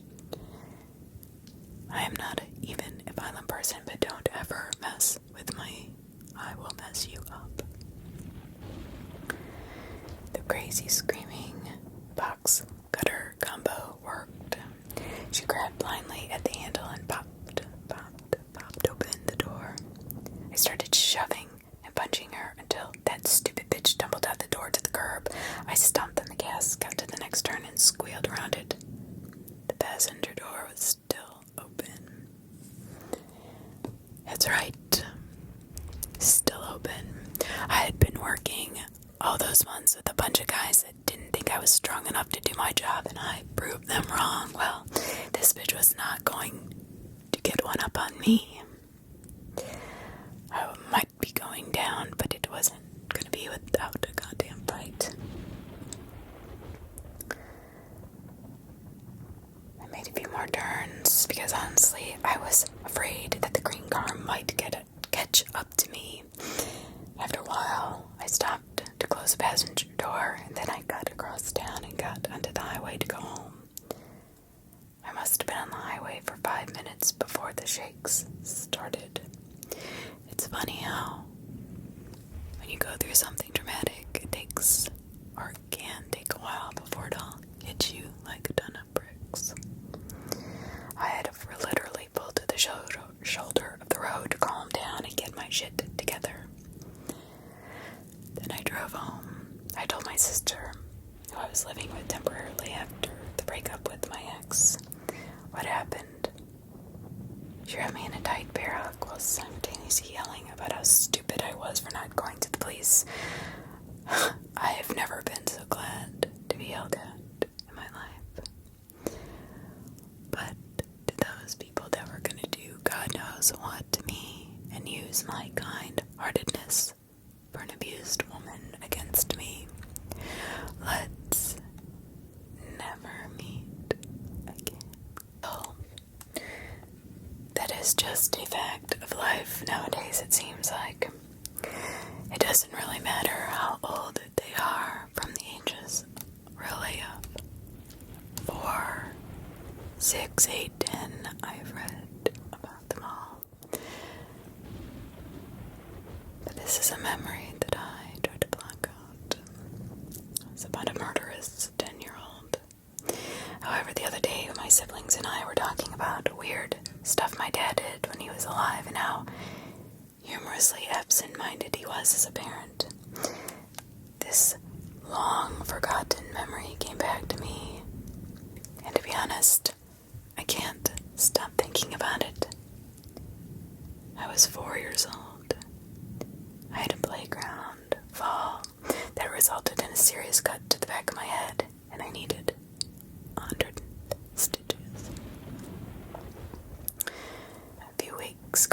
my dad takes me back to the doctor to have them removed. Being very brave, I sat still for the doctor, unlike the huge fuss I made having them put in. As a reward, my dad got me ice cream and took me to the beach for a paddle. It was a very small Australian town, and the beach was quite secluded. Even though it was in the middle of summer, there were only a handful of slightly older children swimming, mind you, without their parents' supervision. My dad walked me down to the water's edge and warned me sternly to stay in the shallow water and not to go into the deeper water, anything higher than my knees. Then he disappeared, I imagine, to use the restroom. I know that looks bad, but he was not a bad father, I promise. As I mentioned before, he could just be a bit irresponsible and absent-minded at times, but he meant well. Drove my mother insane. But then I see an older boy, about 10 years old, maybe a little older. He was paddling around a few meters away, but slowly came in closer, leaving the other children. He calls out to me. I remember he had blonde hair and was smiling brightly. He asked me my name and age. I answered, also telling him in on all the important details about my trip to the doctor that morning, emphasizing that I had been a very brave girl to impress him. My story seemed to amuse him, and he asked why I did not come out and swim a little deeper. I explained I was not allowed in past my knees until my dad came back, because I could not swim very well yet and would get into big trouble. He assumed that I could not possibly get into trouble if he was teaching me how to swim, and besides, my dad would not see because he was not there. I still was hesitant. Then he added, "Are you scared? Are you a wussy? Are you afraid?" "I thought you were brave," he said. That did it. I followed him out until my feet could not touch the bottom, and he immediately pushed my head under the water. So I'm feeling angry and upset just thinking about it. I struggled, but he was more than twice my age and size. I realized now he had taken me out willingly, so the other kids would not know what he was up to.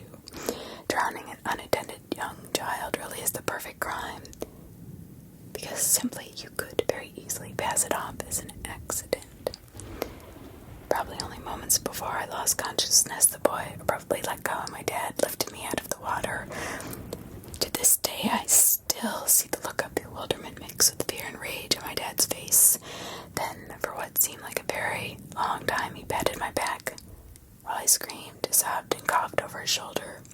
By the time I had settled and my father satisfied that I was okay, the boy and the other kids long gone. Although my dad still went driving around looking for them, he had that kid, just in case he had stuck around. I'm quite certain my dad would have killed him. So, kid that tried to kill me at the beach, let's never meet again. Or for your sake. We've all stayed at bed and breakfasts or rented a VRBO or something like that. They're so popular nowadays, but it reminds me of this time I spent some biggest vacation with my friends in what had to be the third most shady hotel in Vegas, which is saying a lot for Vegas. Most of the hotels are pretty shady. But I managed to inadvertently traumatize everybody I was with an amusing childhood story. The hotel itself was a bit of a nightmare, and everything was bolted down and none of the doors were locked. I don't know why, don't ask me. So when I was younger, my family's run-in with the Satanists on a trip to upstate New York is where this all happened. That the growing expressions of disbelief and horror on my friends' faces assured me that the story was not, as I had previously considered it, funny.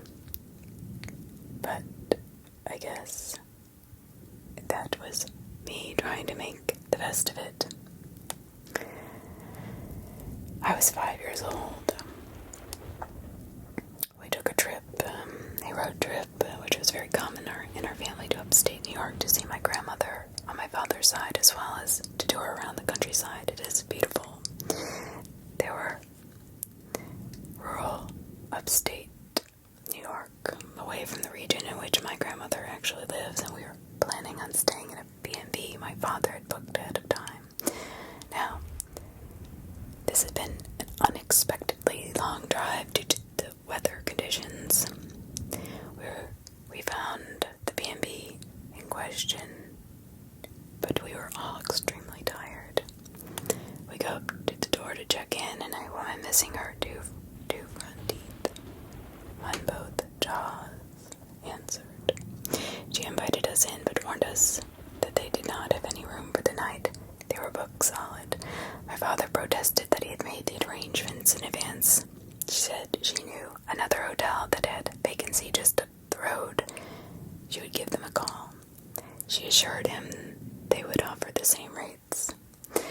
First, she insisted on showing my parents around, as her husband was an artist, and she wanted to show them his studio and quote-unquote famous artwork. Yeah, okay, we were all invited in, but after seeing the first few pieces of naked women missing their front teeth, bound on being tortured in various ways, my parents opted to leave the kids outside with my grandmother. Apparently most of the rooms are full to the ceiling with similarly foreboding, disturbing images of dead or dying people, with the occasional sculpture of menacing animals. To say the least, my parents were creeped out.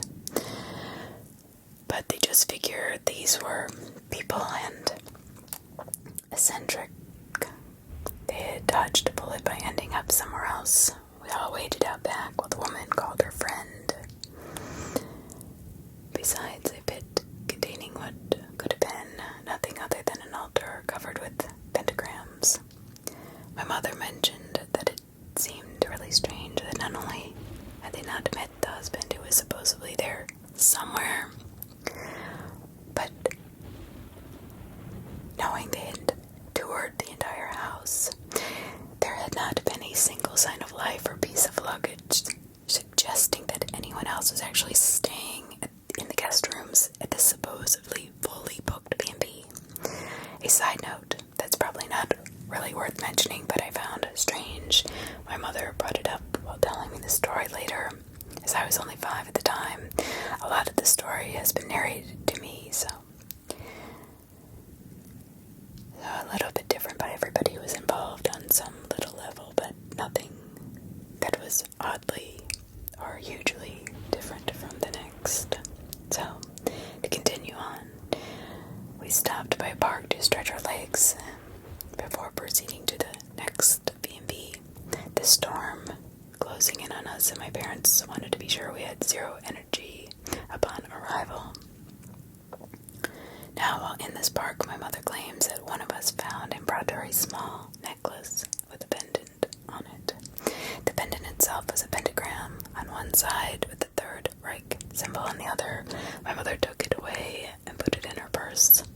The Third Reich is also known as a swastika. We arrived at the next bed and breakfast to be greeted by a different woman, also conspicuously missing her 2 front teeth, upper and lower. Now, about this time, my grandmother mentioned that she had read a lot of articles recently about tourists being killed by some cult of Satanists, or some such in this area. Great. She tended to tell a lot of tall tales, so I think my parents kind of rolled their eyes and dismissed it. But they made it a point to mention it later. The storm was now on us. We were all exhausted, and there was nowhere else to stay that we could find anywhere. My dad decides we should make do with whatever they had to offer, but they had to offer was a slightly renovated barn. That's right, a barn. What the hell? During the bustle of moving our luggage in, the woman kept inviting my brother and I into the house, saying she had some sweets that we would really like, and also asked if we would like to meet her kitties. We were herded away into the barn and told not to talk to the lady. Once inside, my father, who was by this time a bit creeped out to say the least, went about checking the beds and securing the room. In the barn, the one-room unit, the windows had no coverings whatsoever and the doors had 0 locks. He did his best. We placed pillows from the couches in the window frames. My dad grabbed a dresser against one of the walls to block the door. When he went to move the dresser, he discovered it was on wheels, which was completely silent. He also noticed that the wall behind it moved a little when he shifted the dresser. Scrutinizing the wall further, he found a seam. He pushed on the wall and it gave way. 2 invisible door openings outward into the night, and just outside was a dark-colored van which had been backed up to the opening. Livid, my dad went around, rearranging all the furniture in the room, stacking the heaviest against the outward swinging door, and moving the mobile dresser with various loud objects behind it against the main door. When he had completed this, we were all starting to settle down. It is 11 p.m. The woman brought us fresh baked blueberry muffins. I mentioned before I don't remember much of this trip, but this one element I have a vivid recollection of. With the inclement weather and the rush to find a place to stay, complemented by the lack of restaurants in the surrounding area, we had not had much to eat. When you're 5, dinner is very important. The muffins were freshly baked and smelled amazing. I wanted one more than I wanted anything else in the world right then. However, presumably, and probably correct, that they were poisoned or something was seriously wrong with them, since this entire thing was beginning to feel like a freaking horror movie. My mother absolutely forbid us from going even near them. She put them on a high shelf and sent us to bed. I was pissed. I went to bed hungry and angry. Not 2 things to do. So only 2 things happened that night that I remember. My parents slept very lightly, and at all, as you might imagine. They claimed they kept hearing talking outside. My sister woke us up with a blood-curdling scream around 1 a.m. for no reason. She was usually a very quiet baby. My parents got up and milled around for about an hour trying to get her back to bed. My mom noticed something on the wall. As she walked her around and called my father over, what I would learn later was that the picture hanging to the side of the door that during the daylight seemed to be logs in a recently extinguished fire pit in tranquil forest scene was by night unmistakably burning corpses with hooded, smoky figures looming over them. We got up the next morning, packed up early, and waited for the lady to get up so we could pay and leave. While my parents were packing the bags, the woman came around back and gave both my brother and I small wooden cats carved with the form of napkin holders, each a different color that she had written little notes on. My father was paying after loading us into the car. My mom began kicking the gravel around on the driveway absent-mindedly. The woman came over to say goodbye and waved to us in her gaped grin, and my mother noticed she was trying to discreetly recover the tiles that she was uncovering under the gravel. Before driving off, my mother got back out of the car and uncovered one of the tiles, and she claims it was the same pentagram with the Third Reich symbol within it that she had seen a similar version of it in the park, prompting her to notice as we drove away that the necklace was no longer in her purse. The likelihood of it simply falling out of the purse pocket she had placed in it was, as she put it, quite unlikely. You may think this story seems appalling. The fact that I still have that little wooden cat. The nice, quote-unquote, lady gave me sitting in my room. I know this all sounds odd, but I can only assure you that it matches well with my memory of the events. All of the adults who were there tell the same story, and 2 of them are not known to extrapolate at all. But for me, I'm glad it's just a weird story we look back on with confusion and a little bit of terror, and nothing horrific happened that night. It was near Millbrook, and one was a farm, another was an old mill. There is a website for the bed and breakfast. It's still running, but with different owners.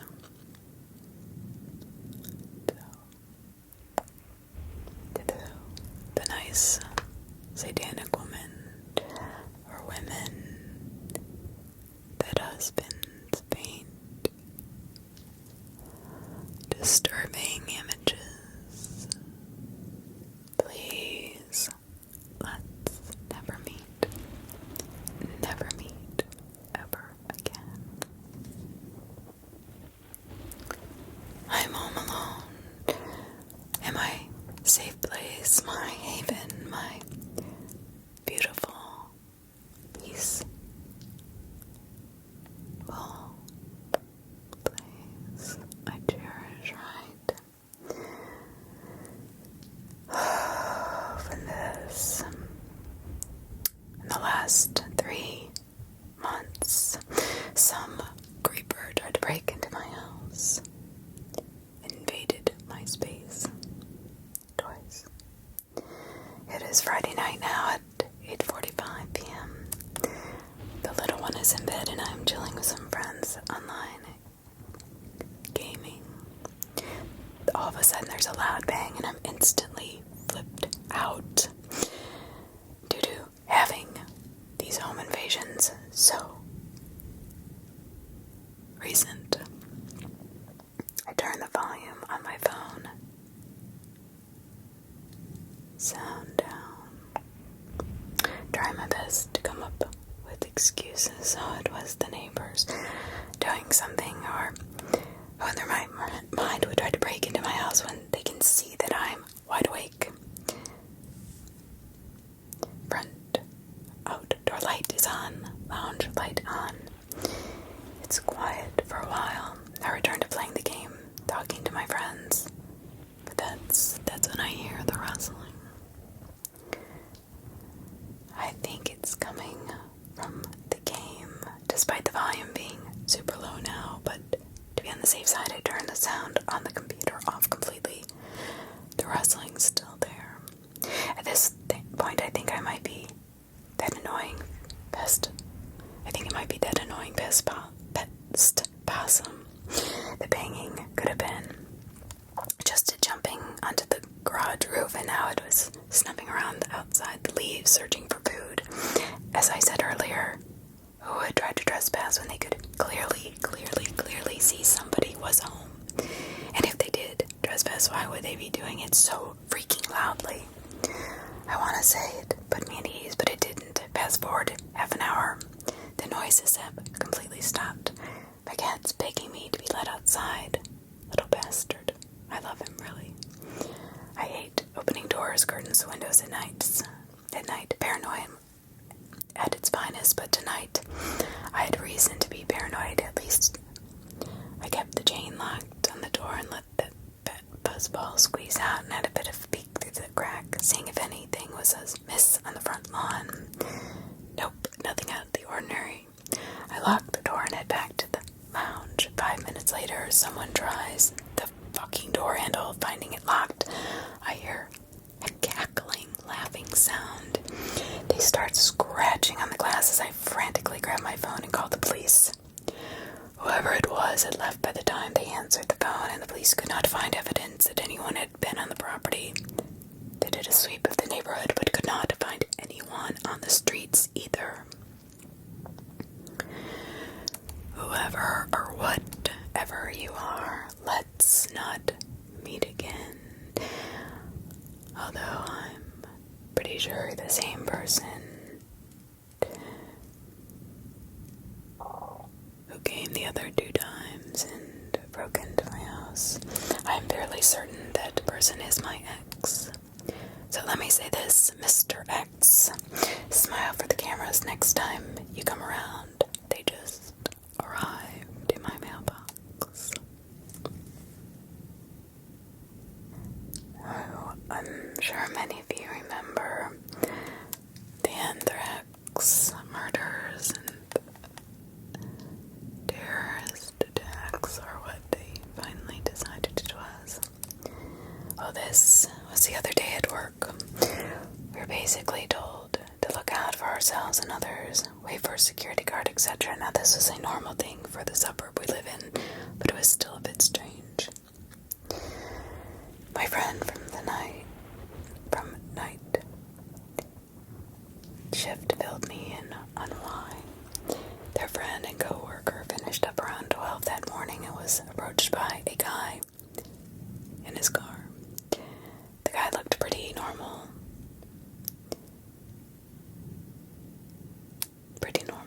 Didn't look homeless. Gave him an envelope claiming there were free Fringe tickets inside. Fringe is an art festival like music and comedy and dancing in the CBD. There was some sort of white powder on the ticket, but he just assumed it was cocaine or something. Again, not uncommon in this area. He just grabbed it, planning to throw it out later because it was probably counterfeit. Not wanting to spark a conflict with this man, it's unpredictable around here, especially at 12 in the morning. His friends came out around 12:15 to see him with something like burns on his hand. Where he touched the powder and felt like he was burning from the inside out and couldn't breathe, wheezing and losing consciousness. At that time, luckily he was still conscious and told them to take him to the hospital, which was not far away. They got there and practically everyone that came into contact with him felt like they were burning under their skin. We were all having trouble breathing, difficulties. Well, within minutes of getting close to him, hazmat was called. Everything was decontaminated. Thank God everybody was okay. We have not gotten the lab results back, but I'm curious to know what and how would do such a thing to somebody. So weird guy that looked normal giving away tickets. Let's never meet again. Dumpsters have always scared me. They're places where anybody could be hiding. Around 9 p.m. I heard the telltale rumble that meant the forecast storm was about to start. I could not recall if I had rolled up my car window when I got home, so I got to check. Already dark. I live in a part of town that is not big on streetlights. At night, sometimes it's even hard to stay on the sidewalk without crashing into bushes. It is dark out here. Now, the dumpsters are 200 to 300 feet from my car. On our U-shaped street tucked into a corner that backs into trees and a small creek. I live on the back of the building. Once I round that corner, you cannot see me from my car, nor the dumpsters. I got out to my car. As I rounded that corner, I could see what looked like a flashlight in the dumpster. Weird, odd, but not alarming, as there is a lot of teenagers and young kids who fuck around in that corner of the parking lot. Damn, my window was down a bit, so I was rolling it up. As I'm rolling it up, I hear a clattering sound from the dumpsters. I turned to see someone climbing out of the dumpster and started shining the light in the other dumpster. My daughter had let her window down too, so I walked around to her door and rolled her window up. I slammed the doors hard as I could to kind of scare the guy away.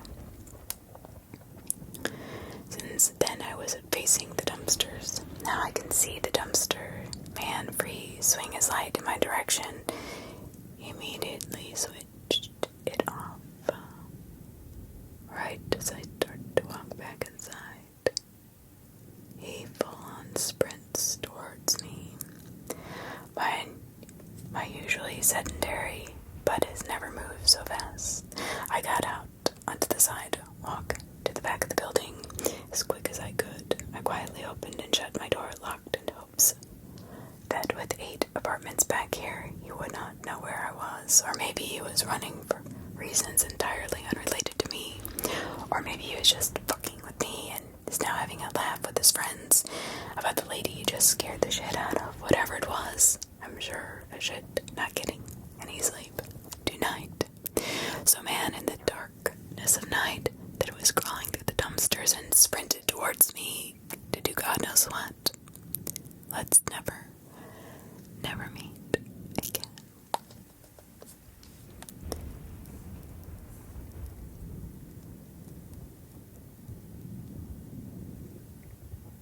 It's getting late, and at night, that's when he comes. This past weekend, my soon-to-be ex-wife, Alexia, and I had just settled down for a night of movies, pizza, and cuddling. We live in a residential area right outside of town, our home situated right across the street from a Presbyterian church, with a large cemetery behind it.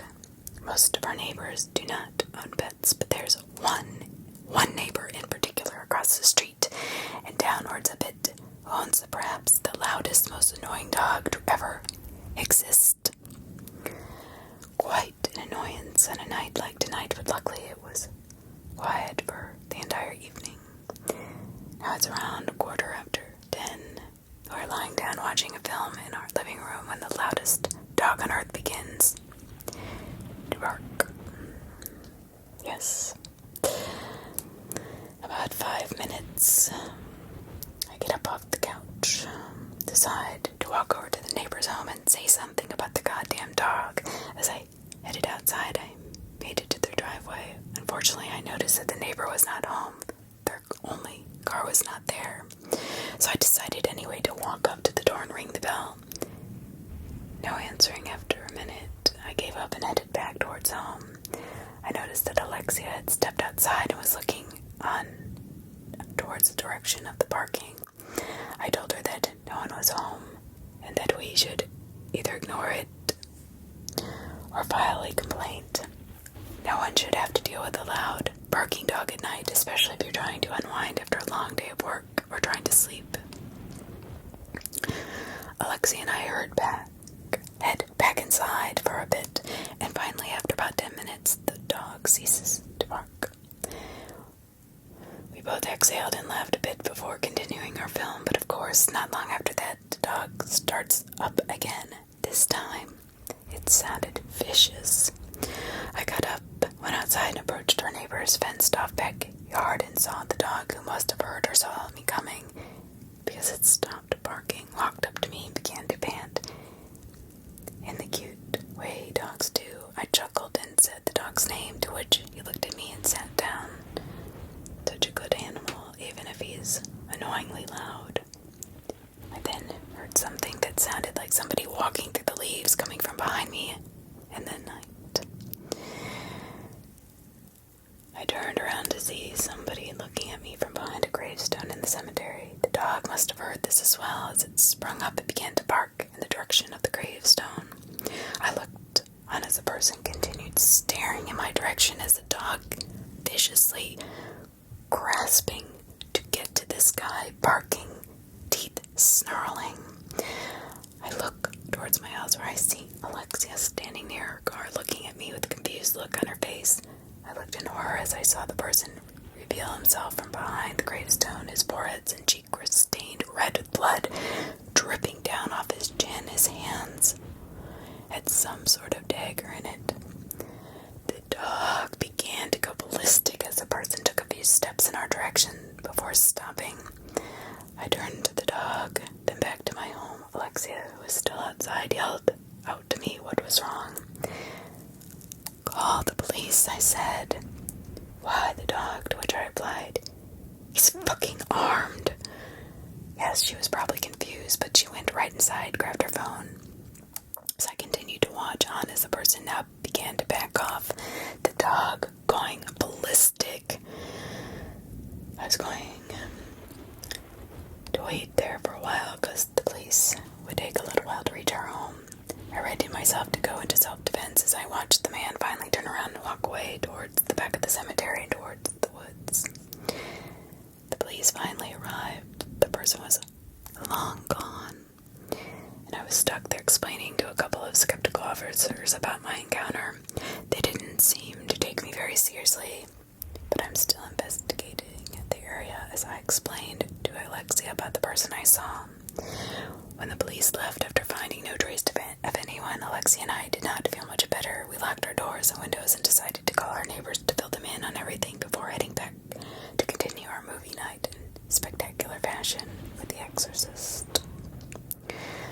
Bloody, scary man in the cemetery with the dagger in his hand, ready to slit my throat. Please, let's not meet ever again.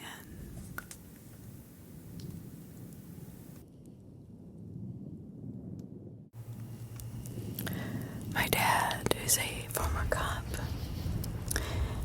is not who he says he is. I just didn't know it. Alright, I'm going on a limb here.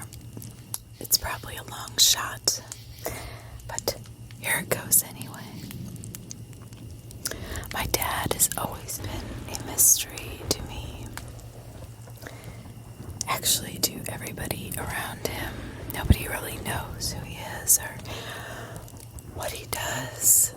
He's been very, mysterious about it all, to say the least. But here's the thing. He has presented himself to the world as an ordinary stand-up guy, church-going, law-enforcing, and all-around good guy. However, behind closed doors, he is very different. Abusive as a physical, deeply psychological, and spiritual manners. I ran away from home at 13 and I never went back. I am 40 now.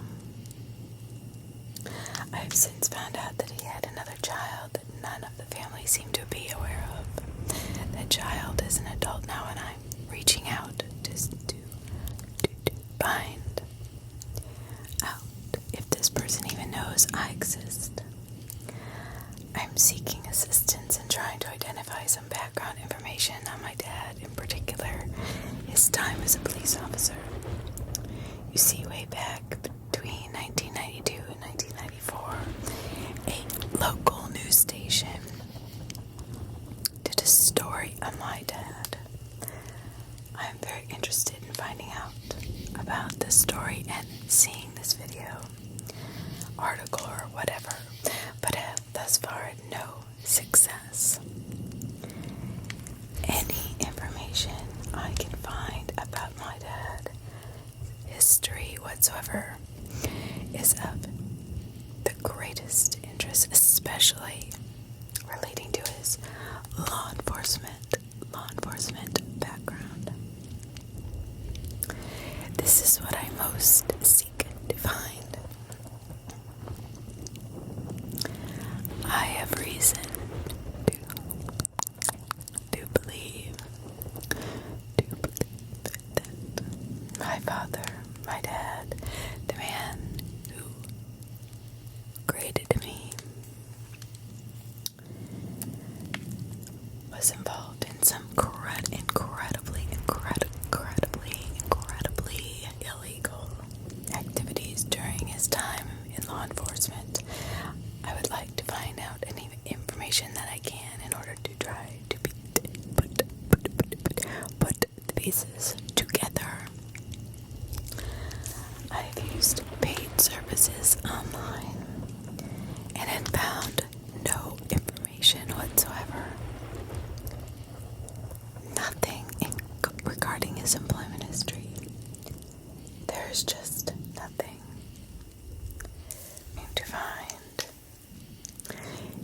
details from a murder that happened in 1988.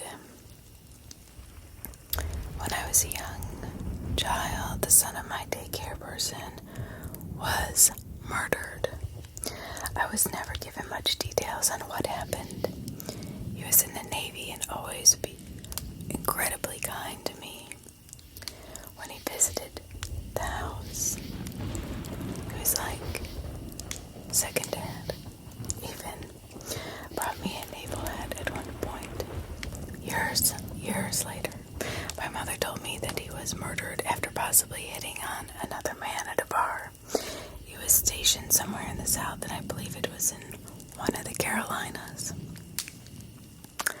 I have tried requesting information via military databases, but as non-family, they reject me or say I have not provided enough information. I've used newspaperarchive.com and newspaper.com, but no results appear. I cannot even find an obituary for this man. I have asked over and over my family, but my mom is struggling with some memory issues, and my father does not remember the details well. Is there a crime database or a victim database? Or someplace I could go to at least start a search? Because whoever did this to my friend, I hope to never meet you. Right now I'm sitting in my room typing this because, honestly, I'm trying to make sense of my mother's suicide. The medical examiner ruled it natural causes. However, I know that's not the case. My mother killed herself a month ago. I know this because she left a dated suicide note next to her bed where she was found. There was nothing nefarious, at least that was obvious at the time, but because of the note, they thought it would be a potential suicide when they took the body in for testing. She died on the 9th, according to her note, and her body was not found until the 20th. A toxicology report was run where they tested her eye fluid and her blood. They said no alcohol was found. No drugs aside from her 1 blood pressure medicine and 2 Xanax medications that she took every day, and they found normal amounts. The medical examiner is saying that she had pneumonia, hypertension, and heart disease, and those were the main reasons she died. And that obesity and alcoholism, prior use, of course, were contributing factors. So they are saying she died of natural causes. But there is no possible way my mom did not kill herself for multiple reasons. But for the obvious is the note she left. Here are my questions. Is it possible she drank herself to death? There was a partially empty vodka bottle in the kitchen, and the alcohol metabolized overnight.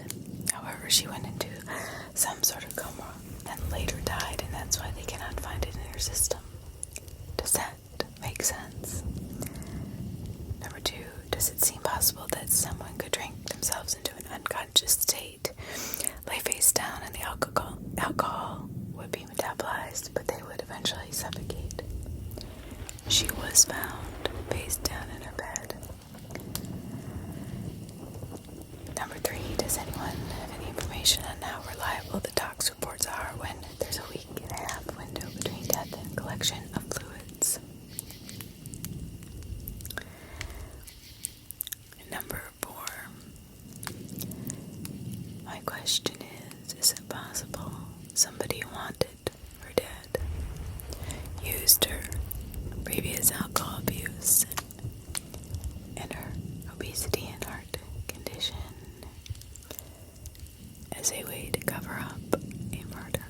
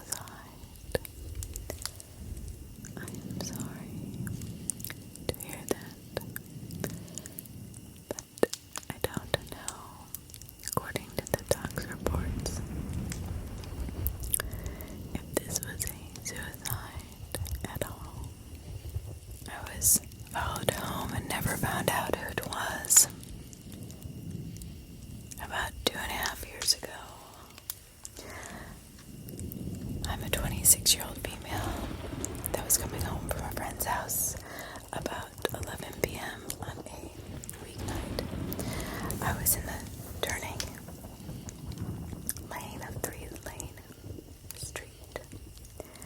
There was another car in the furthest lane from me, and when we were both at the red light, I heard the man at the driver's side yell something incoherent to me. I figured he was catcalling and dismissed it, not wanting to even look at the driver's direction to give him any attention. As soon as the light turned green, he drives across both lanes and he follows me. I thought at first I was being paranoid, but he was following extremely close to me.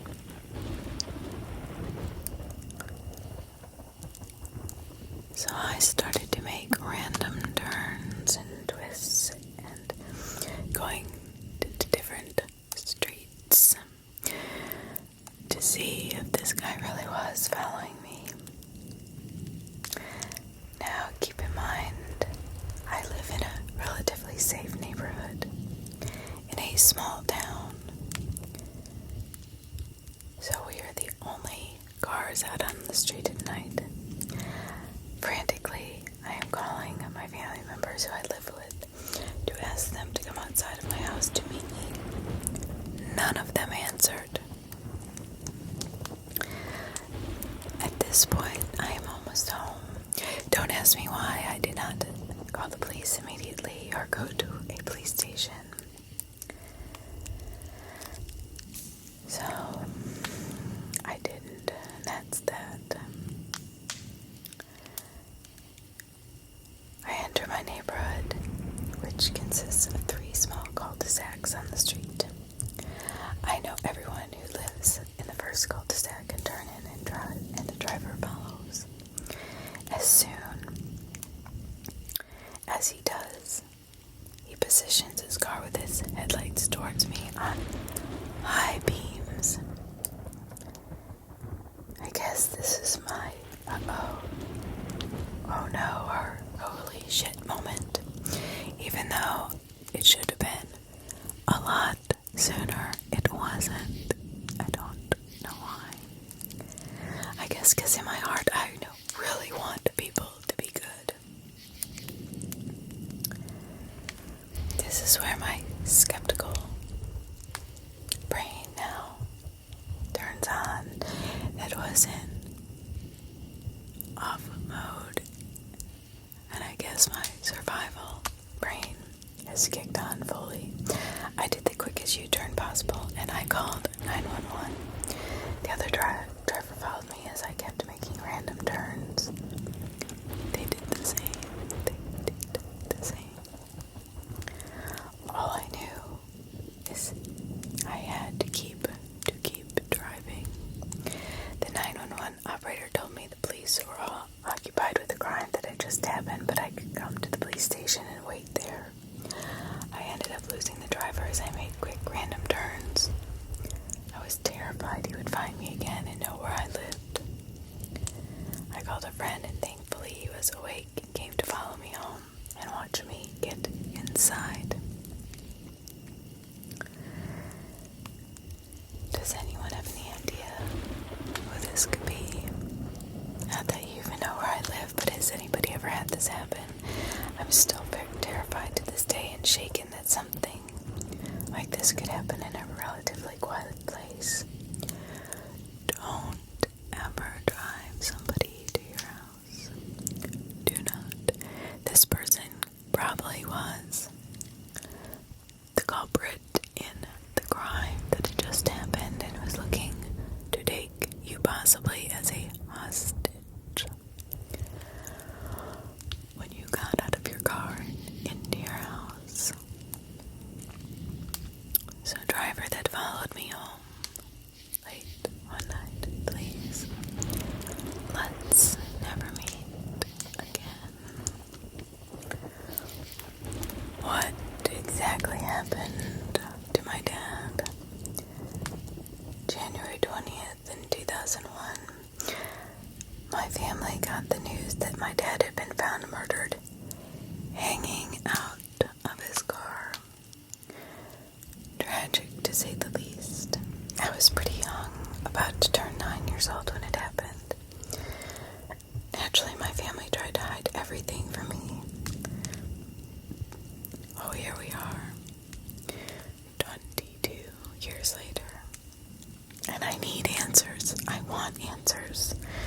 My dad, my family. My dad cannot tell me, and my family is absolutely no help. Every time I bring it up, they shut down the conversation. I've used every search function I can possibly think of, and I cannot find a single article. It looks like it's from an interview they did with my grandparents on their 1-year anniversary. I just need closure. Not sure about the rules, but I've provided all the info to anyone willing to help. So update, with some help I've managed to find a few more articles. I've read them and made a few notes. I've been able to get the names of the suspects, how he actually died, and where he was when he died. I'm getting police records and any other files I possibly can from the police. I've reached out to 2 reporters that wrote about him and an author that writes about murders in the areas. Update number 2. It's been a long day of digging and reading, and I found out a lot. Way more than I ever thought I would find out. I'm going to continue to call the men who arrested suspects because they were never found guilty, and I don't want to be that person, but it appears one of them murdered another person back in 94, was charged with it in 96.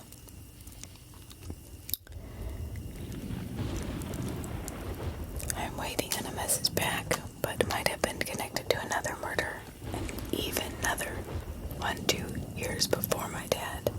If that is the case, I might have access to 88 pages of documentation. One of the men was acquitted, and the other one let go due to a technicality. I've gathered that my dad was shot execution style, stabbed in his neck, and his throat slit. It also looks like he was involved in illegal narcotics. I'm meeting up with my mom tomorrow to pick my son up from spending the weekend with her. I'm going to ask her if she is maybe open to talking and giving me a few more details about the time leading up to it. I'll continue to keep everyone updated. Update number 3. The suspect that was released due to the technicality apparently passed away a year after he was released due to cancer. The other suspect I still have not found much current info about. I decided to use a FOIL website, felony offender website for Tennessee. Found 2 men with his name, but the ages just don't match. I decided last night to look up the suspect's family, 2 witnesses. I happened to find their names on Facebook. No luck. As we suggested, I went and searched all the local social groups. Nothing. In the article I read that my grandparents did the interview, they both mentioned the police knew what was going on, what was going to happen, just chose to ignore it. I don't know if it was some kind of important child. I don't know. Once again, just like everything else I've managed to find, has created more questions in my head than answers. Sending out the requests this morning for documentation and court transcripts from the trial where the man got acquitted. I talked to my mom for a minute on the phone this morning, and she has agreed to tell me some. She says she isn't going to tell me all the details. I'm not sure why. I am an adult now. I'll keep everyone updated as I get more info. Edit number 4. My mom just informed me that the reason the man that got acquitted, the police had lost all of the footage from the interrogation, the wiretape that my dad apparently was wearing, and any other audio evidence. I'm getting ready to start a board of some sort, and this is getting to be too much to keep in my head straight. Update number 5. Probably the biggest update I've had for today is I found out my family was getting death threats the few days before my dad died as well. And then we weeks after the man got acquitted and got released. Apparently my mom took my brother and myself out of school for 2 weeks because she was terrified to let us out of her sight. I don't even remember that. Also, my dad was 100% an informant, not sure about the circumstances surrounding him becoming one as of yet, his handlers or any other info, but I got the confirmation from a family friend yesterday. I'm pretty sure the lead I thought I had was someone trying to use me looking for answers about my dead dad to scam me. But that's fine, because I guess I'm desperate for answers. But it doesn't mean I'm stupid. No, it doesn't. Anyway, she told me almost any info she got from my grandparents with the reporter that covered my dad's story. I found 2 of his friends and very bluntly told them to stop trying to sugarcoat shit. I'm older now than he was when he died, just to shoot me straight. One of them is supposed to call me this afternoon. The other told me he didn't want to go against my grandparents' wishes to keep it from me. I got confirmation that they don't want me to know anything. I found the witness/cousin of the suspect that got acquitted. However, I do not think I will be reaching out to him. I don't know if it would be any good or do any good, or maybe it could start problems for my family. I'm trying to tread lightly as I still am not 100% sure who we are dealing with and who my dad was, but